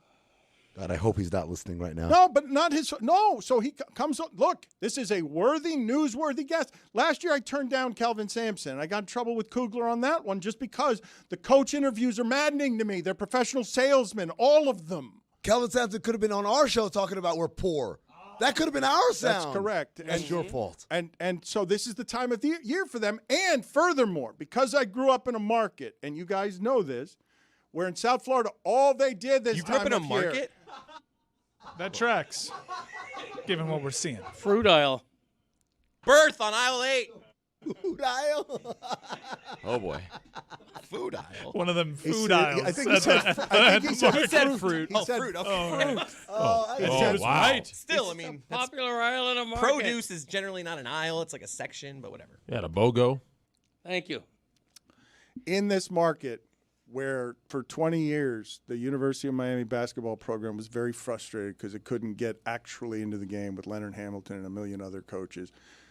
The way that South Florida sports radio celebrated this time of year is getting all the Seth Greenbergs of the room, all the salesmen in one room, and they would get on and do long shows for days with the coaches selling their sports to people. And then Dick Vitale comes on with us and gets furious because we say, hey, we think Patino cheats. We think. Okay, come on, Dan. Come on, Dan, and hangs up on our show. That's correct. Because you're not in on the sales, guys? You're not. I thought we were all selling this together. You think Dusty May comes on our show and expects to be able to sell Michigan to the nation? You think like with I'm going to do the platitudes versus I'm going to show my personality? I think we're having a different conversation. For the record, Dusty was great. He was awesome. He was the best thing about that segment. Come back, Coach, please. Yeah, you're talking now about coaching interviews in a vacuum, and I think Dusty May was very playful and very nice with his time. But what I'm asking Amin and Greg is, do you want me to get the sound on, and this is how we're going to play against Alabama? No, I mean, not necessarily. I think that the idea is that we're going to push the envelope within reason and hope that they play along. And sometimes they do like Dusty did. And I think you turning down Kelvin Sampson was a massive mistake because he's a guy, he's reached the age where it's like, I don't care anymore. I'm not going to do the political thing. I'm just going to say what I feel. And he could have been a great quote. I think you need to stop judging books by their covers. I personally think we played it right because there's a million other places you can go to hear Dusty May analyze Alabama. So let's ask him about leaving FAU. Good call. Exactly. That's right. Because he volunteered it by saying he misses Boca right on. Hold on. Zaz is on Ocean Drive now. I can see that familiar strip of land. It is one of the most famous. And, oh, look, he's pulling up right now. Wow. All right. Everyone is staring at us, Dan.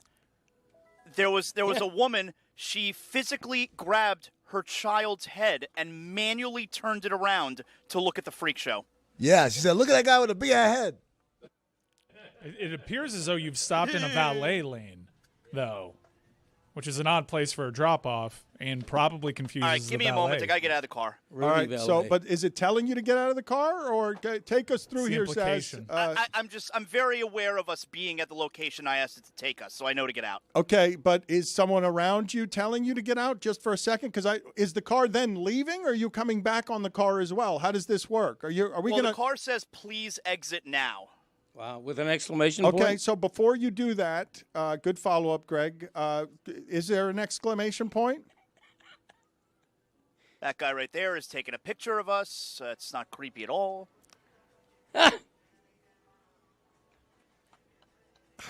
Are you going to come back in that car, or as you get out, is the car then going to abandon you? Are we going to televise your return? I think his car is going to dip. Okay. Get out then and show us where the famous Scarface scene happened. Take us on a little tour, would you please? Yep. Give me a second. All right. Hitchhike back. Yeah. He can just Uber. Or take a taxi. Why would you have him hitchhike? It'd be funny. Taxi? I'm with you, Greg. It You would could. be funny. There are still taxis. There are still See, taxis. let's just get him with the his thumb taxi's out. struggling. Like a yellow cab? Roy, it's fair to say. The taxi has to feel very threatened right now by what we just televised. The taxi was already hurt because of Uber, but there still are taxis on the beach. Yes. Shocking to me. And so here goes. All right. So here the car's going to leave. Goodbye, Waymo. Thank you for all the help. Zaslow, hold on just a second before you go up there. Can I get a replay of Chris Cody just throwing the papers up in the air, please?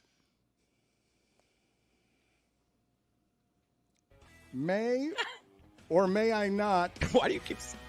Shampoo in the pool. May. Yeah! So right here, I start feeding him. That's my man. He's feeding Took you his right time with here. it, too. Dusty May. He's feeding Pride you. Say of it. Boca right Oh, on. like, say it. Yeah, oh, that's why he had his Boca right on. Look, he's on the prowl. That's what it was. No, that's what it was. I missed it the first time. We don't got the papers being thrown up in the air. No, he wanted to shout Boca right on, and he was just like feeling the top of humor. Like, that's all it was. Greg was really pleased with himself there. I'm an owl. I'm proud of my alum. He's gone on to do great things with the springboard of Boca right on. Zaz, give us the play-by-play of what you're doing right now. He's not an alum. He didn't go to FAU, Dusty May. Well, I did. I went to FAU for both of What us. happened to you not being a fan and being a journalist and all that stuff? What happened to you not banging a drum at a Panthers game? I went to. You never played for the Panthers. I went to FAU. It's where I met my Great wife. point. Christopher would not be here if I hadn't gone to FAU. He's right about that. He got your ass. He Hey, got you. it's like he's been waiting on that one all day long. Just say something. Say something. Raka.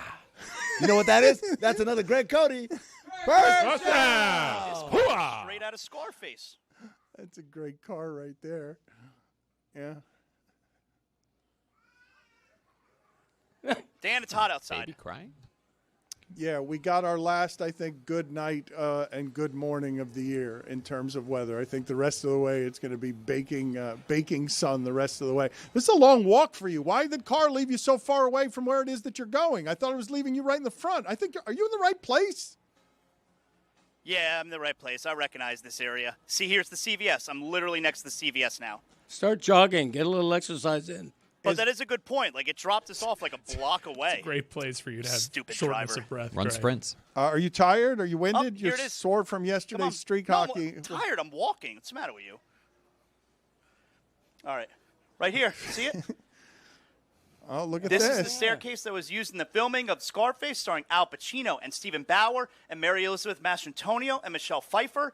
This scene depicts the Chainsaw Massacre and is a world-famous Hollywood landmark. What a movie. Why is the number 1983 in quotes? It says the filming of the, quote, 1983, unquote, classic movie, Scarface.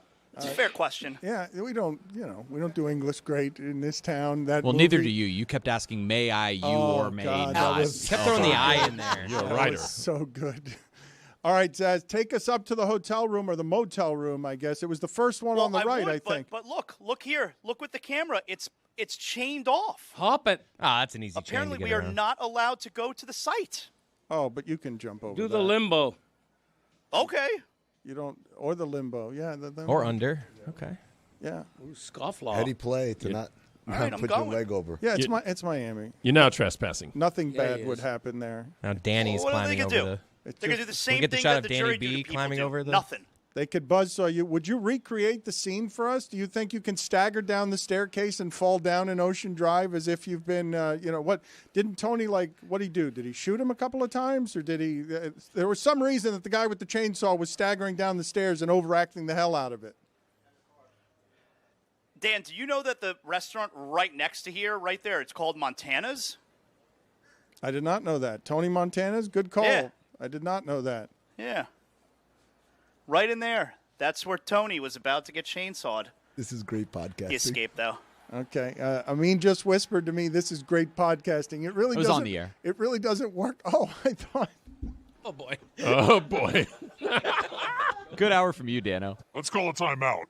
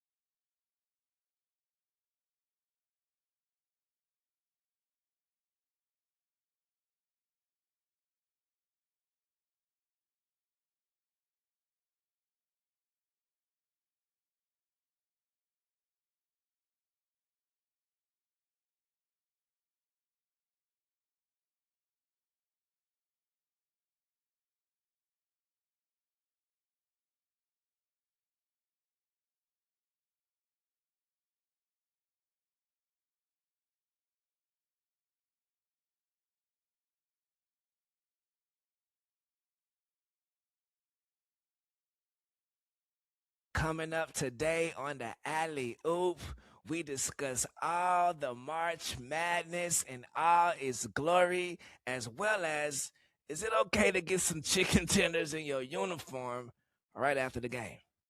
Right after the L. And guess what, Juju? I also want us to talk about, what did Goga Batat say to Luka Doncic that got him his 16th technical?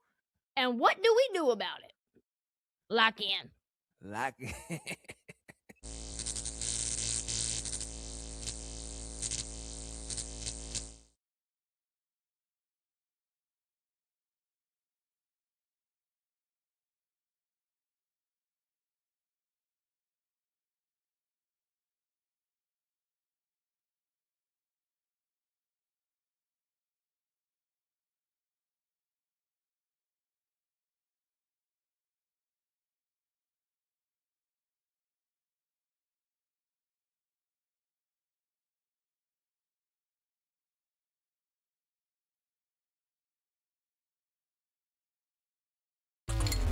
Best F1 minutes with Jessica Spatino.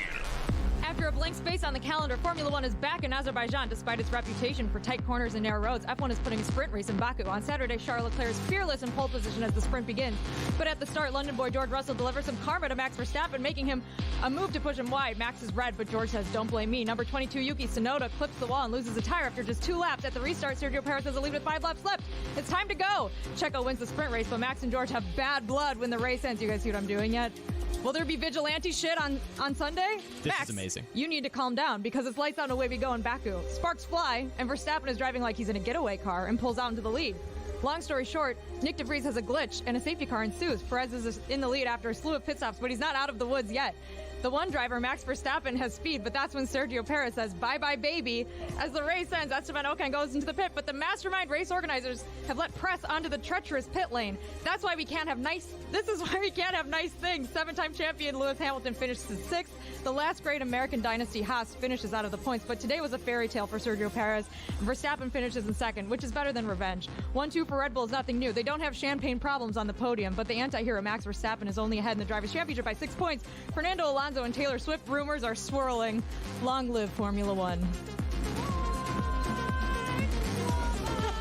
Max Verstappen has won the Drivers' Championship, but we still have 4 races to go. In Austin, Daniel Ricciardo rides a horse named Horsey McHorseface into the paddock. Zach Brown accuses Christian Horner of cheating, and Fort Lauderdale's own Logan Sargent will join Williams in 2023. During quali, Carlos Sainz takes the fastest lap while his teammate Charles Leclerc takes a grid penalty. Martin Brundle gets snubbed by Brad Pitt. Tim Apple doesn't know how to wave a flag. 440,000 people are at the Circuit of the Americas. It's lights out and away we go. On turn 1, Max Verstappen gets ahead of Carlos Sainz, and Sainz tries to recover, but gets hit by George Russell. The Spaniard is out of the race before the 1 lap is even over, and Russell takes a 5-second penalty. Valtteri Bottas' race ends early, and a safety car helps out Charles Leclerc for once. Fernando Alonso and Lance Stroll get in a massive collision, and debris is everywhere. Lewis Hamilton, on hard tires, leads the race with 10 laps to go, but the Flying Dutchman cannot be beat this year. It's Verstappen, Hamilton, and Leclerc. Sebastian Vettel battles to the finish in his final USGP. Baby Lando finishes 6th, and Yuki gets a point. Red Bull wins the Constructors' Championship for the first time in 10 years, a day after their founder's passing. People are crying, there's champagne flowing, fireworks are popping off. Everything is bigger in Texas, Dan, except for F1 drivers. Yes, it's time for the F1 minute here, even though I want to hear that sound gave it again. away? Je suis stressé pour les minutes de Formule 1. J'ai besoin d'énergie. Énergie. Let's go, Wait for the energy. beat drop. Oh, energy. Bonjour et bienvenue à Circuit Powercar pour le Grand Prix de France. Les températures élevées sur le circuit signifient que la gestion des pneus va être essentielle. Charles Leclerc, le pilote automobile monégasque, fait face à Max Verstappen pour la première place. Le pilote Ferrari doit gagner pour rester dans les championnats. Mais non! Quelle horreur! Une catastrophe!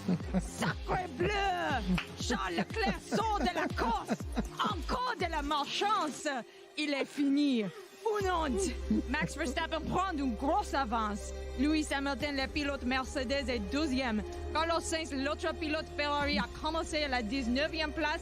Tout sa pénalité pour le changement du moteur. Et les roues contre roues avec Sergio Perez, mais l'imbécile de chez Ferrari recommence. Max Verstappen a fini premier de la course. Carlos Sainz est le pilote toujours. Lando, l'enfant Norris, a terminé 7e. Lance Stroll a terminé avec un point. Félicitations, Mike Crack. Huh? Wow! Oh my God! Holy shit! Holy Merci, shit! merci. Oh my God! Was there an imbecile in there? Did you say Les imbecile? imbéciles de chez Ferrari recommencent.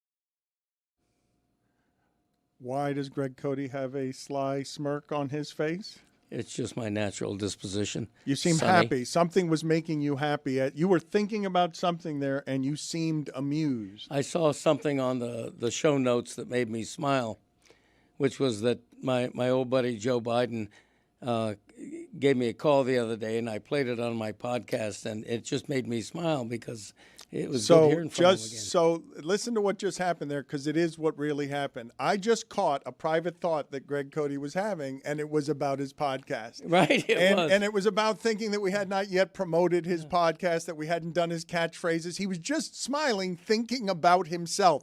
And I caught him. I thought he was smiling about something that had just happened. There are any number of things locally that I want to get to, including the Miami Open. I don't know whether anybody around here wants to talk tennis, but we had an iguana. Did we have an infestation, or we just had a single iguana that was interrupting play? Because this is a beautiful piece of swampland. It's very expensive in the Keys, and a major tournament really gets played down here every year. And brave enough to pick that up. Is the umpire going to grab him?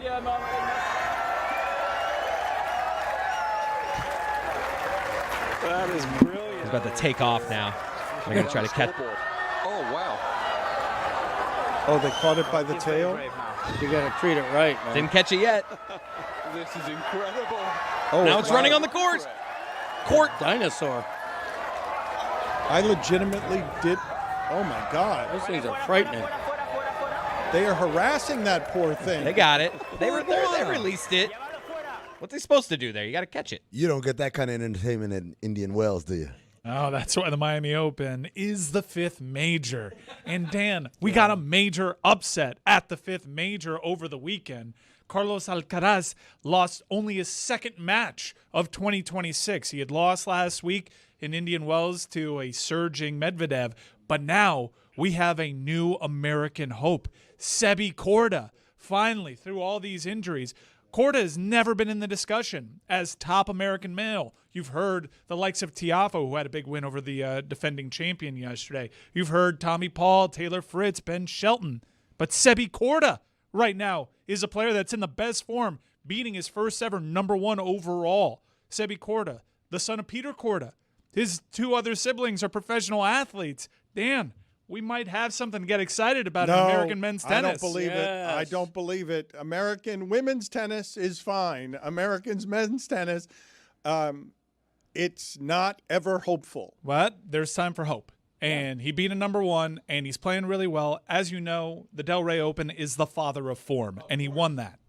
I made a mistake putting that tournament in Key Biscayne. How many years has it not been in Key Biscayne? That's 5. That was straight. That iguana normally wouldn't be in that area. That's Miami Gardens. That's Miami Gardens. And while we have iguanas there, I don't think the Hard Rock is the place that I would assume to see an iguana scatter across a court. That's where the F1 races are. That's a concrete jungle over there. You saying it was planted? Yeah, they had it flown in from Key Biscayne. How many years has it been since the Miami Open was in Key Biscayne? It moved in 2019. Yeah, I said 5. I was 2 off. Lean back. Be proud. I'm leaning back, Jack.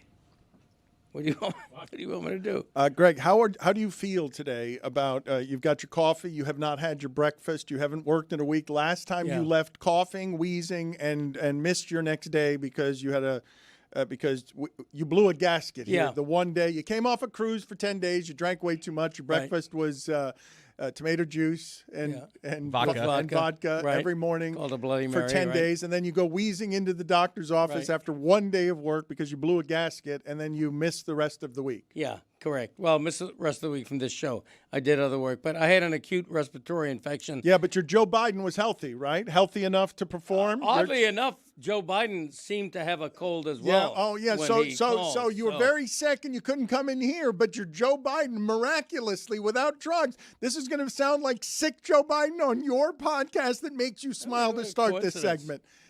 Hey, GC, it's Joe. Hey, I wanted a long time no talk. Sorry about my voice. I'm getting over a little bit of a cold. I don't get the medical care I used to since I'm out of office. Anyway, I want to let you know, I don't know how closely you follow women's Division III hoops, but the University of Scranton reached the national semifinals this year. They went 31-0 in the regular season. Coach Ben O'Brien and the gals, I think they play in purple, the Lady Royals, the best thing in purple since Prince. Their leading scorer, Casey Cranston, sounds like Scranton. She ought to be called Casey Scranton. I remember sitting around the kitchen table in Scranton, and my dad would say, Joey, right now at this time in history, the women don't get a fair shake. But someday up the road, you're going to see the University of Scranton women's basketball team reach the national semifinals. I didn't have much interest at the time, but I tell you, man, I'm wearing a purple ascot right now, just giving you this message. Anyway, congratulations to the Scranton Lady Royals. I got to go, man. My voice is shot. I cannot articulate to anyone listening to this how profoundly bad the judgment has to be to allow his Biden to go any syllable beyond Scranton. The judgment exhibited by the producers of this show, who thought that he could carry that comedically with a very poor Joe Biden when all he's got of this impersonation is the Scranton, is a failure from the people who support Greg Cody. So that wasn't Joe Biden on the phone? Of course it was. Kathleen Turner. Zaslow is still in trespassing. Let's put him in picture as he recreates Zaslow. What are you going to do for us as we put you in picture? Oh, you're back out on the other side of the chain now. What happened? Nothing happened. I didn't want to stand on the steps for, any longer. So I'm going to show off my acting chops, and we're going to reenact the end of the chainsaw scene, man, because those are the steps right there. All right, so it was hugely overacted, and we can. It's the first hotel room, right? Is there a plaque up there too to signify that that's the hotel room, or did you not get up that high? No. I mean, I can go up that high, but it's clearly blocked off. There's another gate. It's not letting you walk past, but that's where he told Chi-Chi to grab the yayo, right there. Okay, go ahead. All right, go ahead and take us through. But you remember how that man overacted into the street and staggered into the street. All right, and then get back here because we've got sports to talk. Go ahead and do it in picture. This is silence. This is a silent scene. You don't need any sounds or anything. So we'll continue doing our little sports show here as Zaslow recreates this scene with tremendous acting. Yes, Roy, did you want to say something? Yeah, I just wanted to know, Greg, you had a cold before, so do you think your Biden would be better now? If we laid out and just gave you another, minute and a half to try to do a Biden again, would that be any better this time around? No, I don't do Biden. I mean, he Well, if you were me. to do an impression of the call that he made to you, how do you think that would go? Well, first of all, can I give a quick update? Because Joe told me, what is Zaz doing? You doing a push-up in the middle of the street? Zaslow, that was amazing, and Greg was too busy wanting to talk about his podcast to notice what anyone else in the room was doing. His self-absorption is at an all-time high, and it started the segment with him reading his notes, pondering his podcast, because he was amused by that terrible Biden, terrible flu-ridden Biden who couldn't come into work. He's always terrible. He had a bad cold. I can't. What should have her name have been? What was her first name? Oh God, Erica Scranton. See him up to right, Erica Scranton. All right, good Yeah, because question. it was like something that sounded like Scranton. Quick update. The Scranton Division III women's basketball team that Joe mentioned reaching the national semifinals, they reached the championship game, but then lost. So that's a quick update. Shockiller! Who He did they wasn't lose to? lying. He was talking about a legit thing with the Scranton Division III women's basketball team. It's a big event. It's a big deal. It's a big deal in Scranton. Zaz, what do you have for us before you get out of there? Thank you. That was exceptional, an amazing performance. I hope we could put them side by side on social so people could see you were really in character there, Zaz. That was a tremendous recreation of a 40-year-old movie. Dan, two things about me everybody knows. I'll never be a cuck, and I'm a great actor. I was surprised by that. You caught me off guard. Come on home. You caught me off guard from the wrestling match. You were a very good wrestler, even though that you were as a character. You realize if you want the lane of being a wrestler, cuck is your lane. I know you'll never be a cuck, but cuck is your lane. That's a terrible gimmick.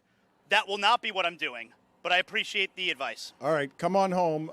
We miss you. And Greg, okay, I miss you too. Why are you're hanging up on him like a significant other? I want Greg Come on to home. shout into the microphone. Shout into the microphone as if he's shouting at Zaz. Greg, your performance today. Thank you. Wolf. Cock-a-doodle-doo, Zaz. See you in a few. Go on. What were you saying? You wanted to get off your I cuck-a-doodle-doo did. line. You had it lined up there for. I did. It was in the queue. It was waiting. Timing has just been a little off today. Thank just you. across the show. It's not a compliment. Oh.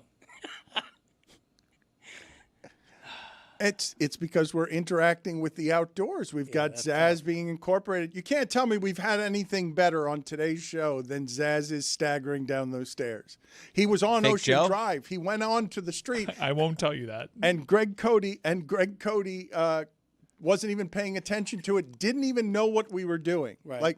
Had no understanding because he simply wanted to talk about his podcast. I just looked and I saw him doing push-ups in the street and then getting run over by a Waymo. Not what he was doing. Okay, I'm sorry, Greg. We're going to have to cut your microphone off. No, man. Come on, this guy's just let him keep cooking. rolling. Yeah. I'm with it. Let's update our tournament. You're with me because nobody else is with me, and this is the constant tension we have on Cody Tuesdays. This has been a throwback performance from him. He's a victim of bad editing. The Kathleen Turner call should have been like half that length. Wait, so was it or was it not Greg?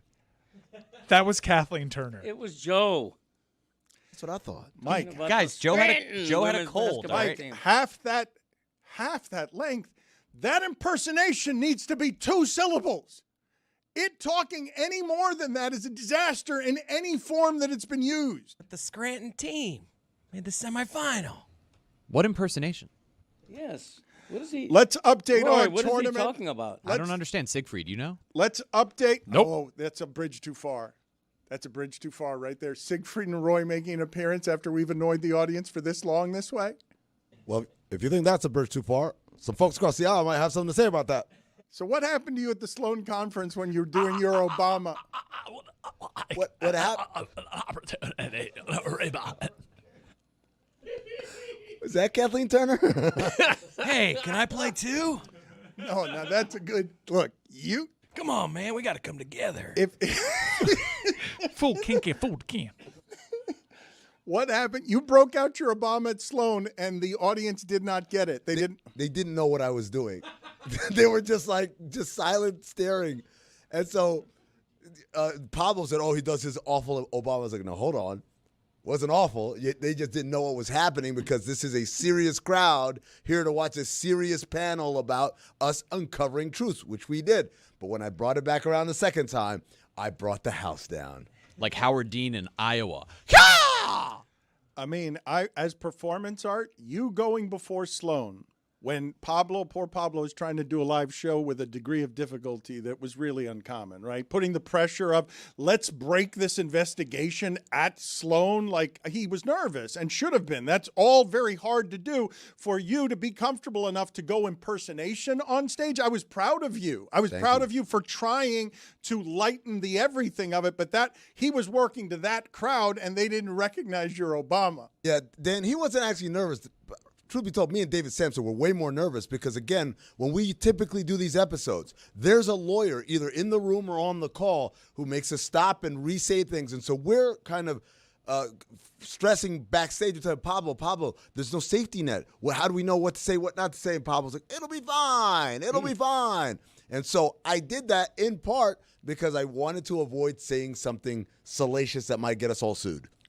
Yeah, that's good. That's the danger of live and the danger of all the work that he's doing around this stupidity that we do here to fund it. Let's get to our tournament at Le Batard Show. I've got the round of 32 results, so this has been very good this year. I've been really proud and happy to have this thing reach its previous standards because at the best of this game, and visually, if you have not seen this visually, you should check it out on YouTube because visually, if you don't know the people involved, they're all sold by the visuals of this, even though some of you don't need visuals for most of these. So in the Midwest, St. Louis is gone. Number 9 seed. That means this is gone. Brent Venables looks like the small-town sheriff in a movie that ends up being corrupt after you spent the whole movie telling your wife he's corrupt. You got to root here for Michigan. You got to root for this to advance because it deserves to advance because it's as good as it gets. Michael Smith looks like the high school teacher that motivates his students by sitting in a chair backwards. This one crushed me, seeing TCU lose, seeing this lose. Draymond Green looks like he has to sneeze. Always. Always. Yes, I mean, that's a good impersonation. Yeah, I mean, I don't know that we've ever had a better one than that.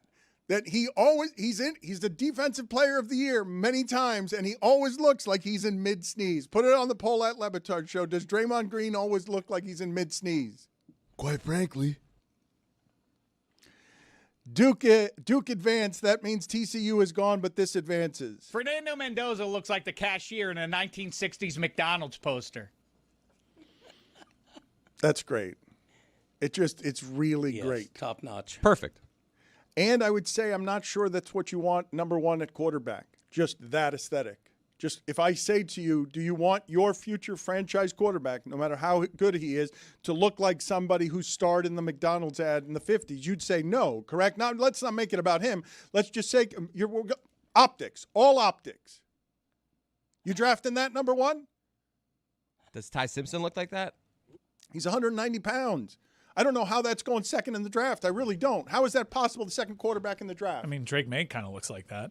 190? Oh, he looks like Mendoza. No, he looks like Mendoza. He looks like someone that would be behind the cashier at a McDonald's. No, a Chick-fil-A.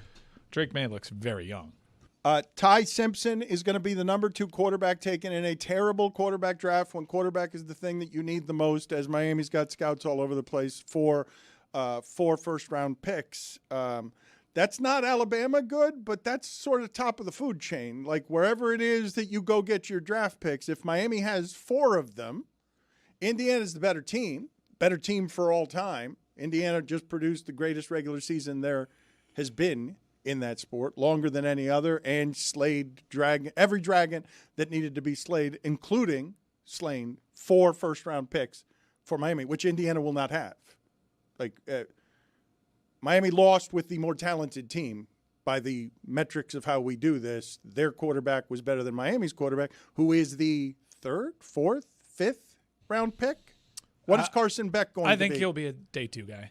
Yeah, I think like he'll be between 3rd. 2nd and 3rd round now. I think he's done so much this draft build-up to improve his stock. And in the interviews, people are really going to appreciate how smart he is about the game. How many quarterbacks will be taken before him at a position where everybody wants to hit for value at the quarterback? Because Carson Beck is coming into the pros with an unusual resume, right? Wherever it is that we've sped up everything at that position in a way that's a bit insane, right? Like I'm giving this kind of pressure when it's that hard to play that position to a 21-year-old fresh out of college and saying, hey, value at quarterback. You got a year, you got 18 months, you can go from Carson Wentz, you're the highest paid quarterback in the league, to never mind.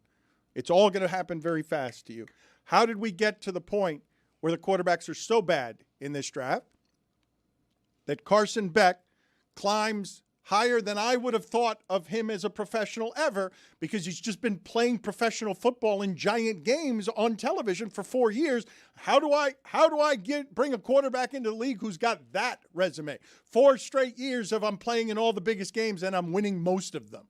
Right. I mean, he's got the experience. He's got the winning record at the highest level. He just reached the championship game. I mean, I would take a shot on him. I think he's, the 5th or 6th quarterback? I think he's higher than that. ESPN has him as 4th. So they've got Mendoza, they've got Simpson, then they have Nussmeier, and then it's Carson Beck as their 4th quarterback. Okay, but he's moving up. So I don't know what the experts are saying on this, and I'd be curious, Greg Cody, because you're the king of the exactos. Yeah. I can't believe you agreed with that. No, I am the king of the exactos. Ask Mel. You've beaten Mel Kiper several years in a row, and I think you lost last year, though, right? Didn't he have more? Could be. I'll have to check the records. Okay, well, you'd know if you'd won because you remind me every year whenever it is that you take out Mel Kiper. Ty Simpson being thought of this way after what I saw from Alabama, and they had a ton of drops, okay? They did because they were learning how to play football. But 190 pounds, I don't buy on that, and we've gotten very fast at chewing these people up. You don't have time to get to 250 or 213 or 215 or 225 in the weight room because you got to grow up physically to play in this league. I'd be more concerned about the snap counts.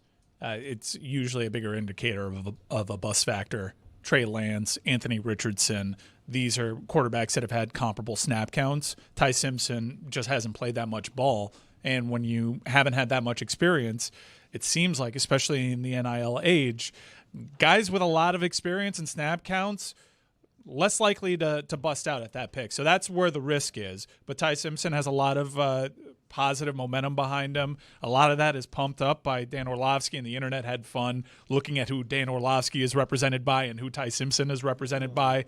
That's why this narrative is out there about Ty Simpson. How do you guys feel about that one? How do you guys feel about that? I mean, it happens all the time, and sometimes it's not the only deciding factor. I'm sure Dan would say that that's not what's going on there, but it is a data point. And I think we're in a day and age when it comes to sharing information, be it from insiders or analysts, where that needs to be taken into account. Okay, but you understand, you understand that what Mike Ryan is doing there. Dan Orlovsky is great. He's a rising star in the business. Already is a star, really, but is going to have options at a place where they're feeding the eagles and starving the turkeys because the industry is rattling, and it's rattled. Ooh, is he an eagle or a turkey? I want to play this game. Well, Sounds like an eagle. Let's play the game if you want to play it there or at Fox or anywhere else with eagles and turkeys. But Orlovsky has now become, he's gone. This is a fairly amazing evolution. Guy mocked as part of a winless season where he's the quarterback symbol for running out of the end zone, back of the end zone, scared from a pass rush in a way that made him lose sight that he's 5 yards out of bounds. No awareness about the size of the situation. That he was the visual incompetence for winless in that league. He was the quarterback on that Lions team that went one winless? of many. He was like the last of. They went through a bunch. They got a bunch of people hurt, but that's the moment. I think I have my timeline right. That was a winless Lions team, correct? That was the Lions team that shamed me because I thought they were going to make some noise in the playoffs after John Kitna had a giant preseason. Roy Williams, I said they're getting to the playoffs, and they didn't win a single game. And that was the play everyone remembers from that season, if I'm remembering correctly. Now that's a data point.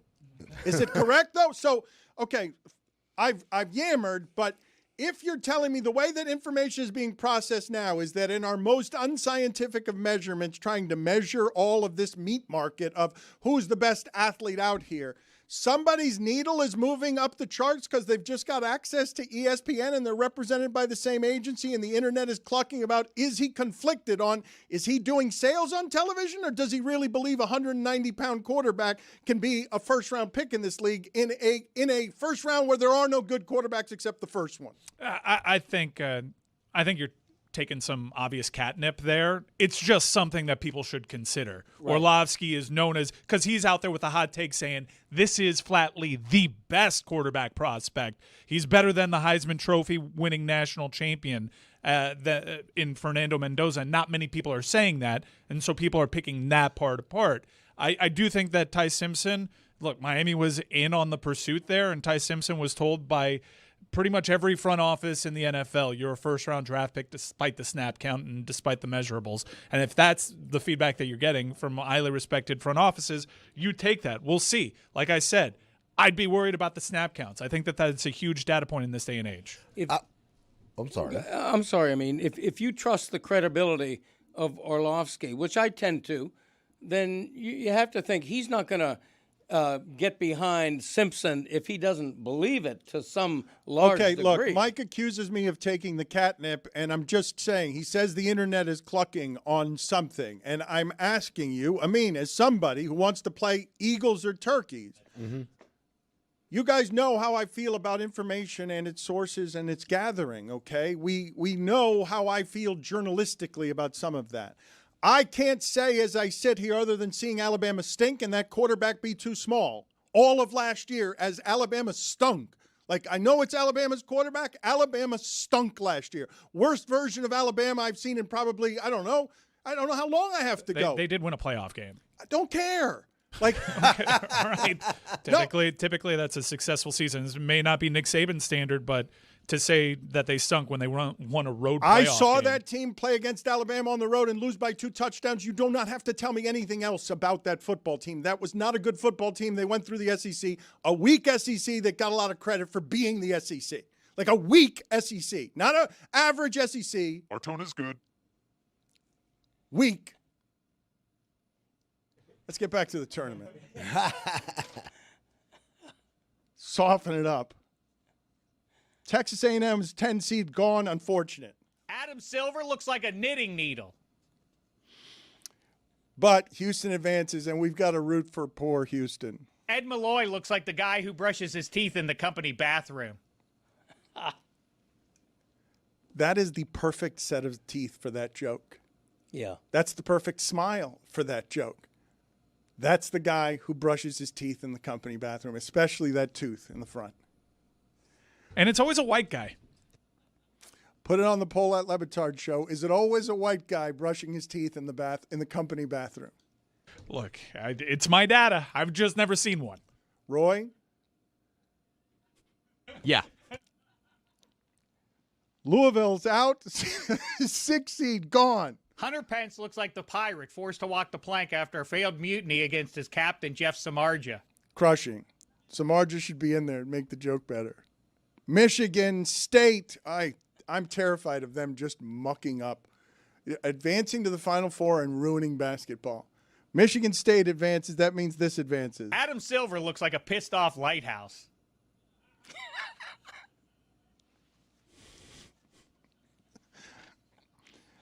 Thank you, Siegfried. It's that visually good. Yeah. Gonzaga, number 3 seed, gone.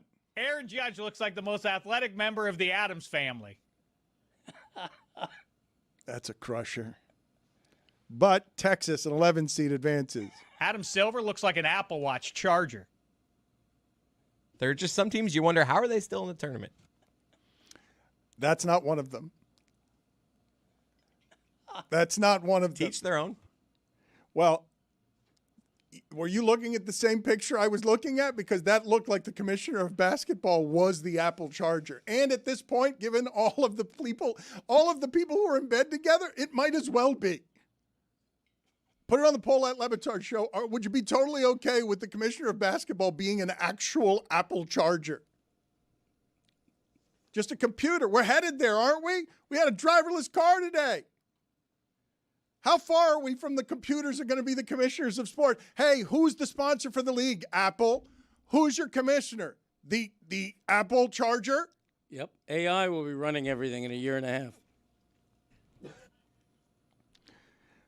Jeff Samardzija does look more like a pirate than Hunter Pence. Put it on the poll at Le Batard Show. Who looks more like a pirate, Hunter Pence or Jeff Samardzija? Aaron Judge and Adam Silver. Let's go to VCU, the 11 seed in the South. Sorry, I got lost there. What's VCU? Tom Izzo looks like a mailman. Gone. Number 3, Illinois advances. Tony Reale looks like the overzealous owner of an Italian restaurant who always greets you at the door with my favorite couple when you walk in. That picture is flawless. He doesn't look like it. He is it. Vanderbilt is gone. That means this is gone. Tim Kirkjian looks like what Steve Carell will look like when he's really, really old. It's true. I like Rooster. Bill Lawrence did it again. That show is very well written. Nebraska. Nebraska advances. 4 seed. That is? Bo Nix looks like he's a quarterback on a CW teen drama about high school football. That picture is great. High Point gone. That means this is gone. Scott Van Pelt looks like Adam Silver on steroids. But cortisone. Not right? No. Yes. That's so mean.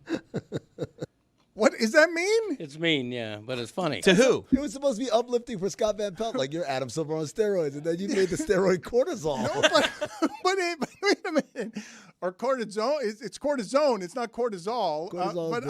Cortisone is a healing balm. And Right. Wait a minute. So, because when you think steroids, if I say Adam Silver on steroids, now you're making him a bodybuilder, Yeah, you correct? gotta bulk up. You're making. I think the joke is that compared to Adam Silver, just him as he is him on That's steroids. right. Yeah, Well, it steroids. was a compliment to Scott Van Pelt until you turned it into a topical cream. Yeah, You're we just didn't caught, get you're caught cortisone up, in there. You're caught up, and Scott Van Pelt doesn't look like he's on steroids, so you're trying to change it.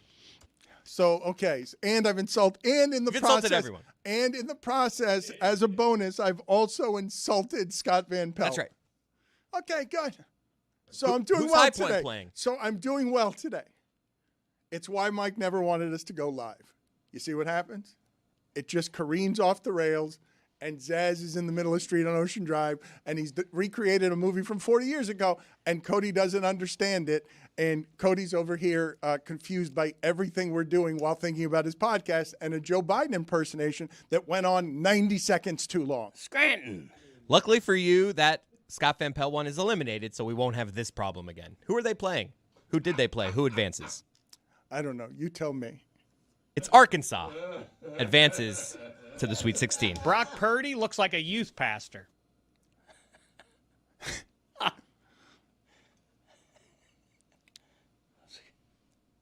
All right. So Greg Cody continues to be on fire today, calling for the ball and then just backing away from the microphone because you loved how much you love the looks like game. You were insulted. You're insulted that Damashek. Look, this is the truth here. I urge you to go check out the Greg Cody Show featuring Greg Cody. Greg feels threatened by Damashek. Damashek did a Back in My Dave. Do you have a Back in My Day today? It's Tuesday. No, I happen not to. I had jury duty yesterday. I didn't have time to work one up, but maybe next week we're aiming. Did you have jury duty yesterday? No, I did not. We're aiming for Back in My Day next week. So that's a may not. So you missed March, right? Won't next week be March 30th? Oh, you got lucky. Or something Izzo like that? 30th. I think. Yeah. So you're Yes, promising. 31st. So you're promising on. That means you're locked in for one. I'm hinting at it. That's for sure. I don't want to say. What are you promise. laughing about, Roy? Oh, we're just getting ready for my top 5 teams that I like to watch as Roy. Do you want to hear them? Well, but I heard you clap, and then I saw off camera there was somebody that was opening the door. OLI, the Clemson Tigers. OLI, the Cincinnati Bengals. OLI, the LSU Tigers. Number 5, the Princeton Tigers. Number 4, the Auburn Tigers. Number 3, Tiger Woods. Number 2, Memphis Tigers. And number 1, of course, the San Antonio Spurs. Oh, God! I'm not having a stroke! I'm not having a stroke! I'm not having a stroke!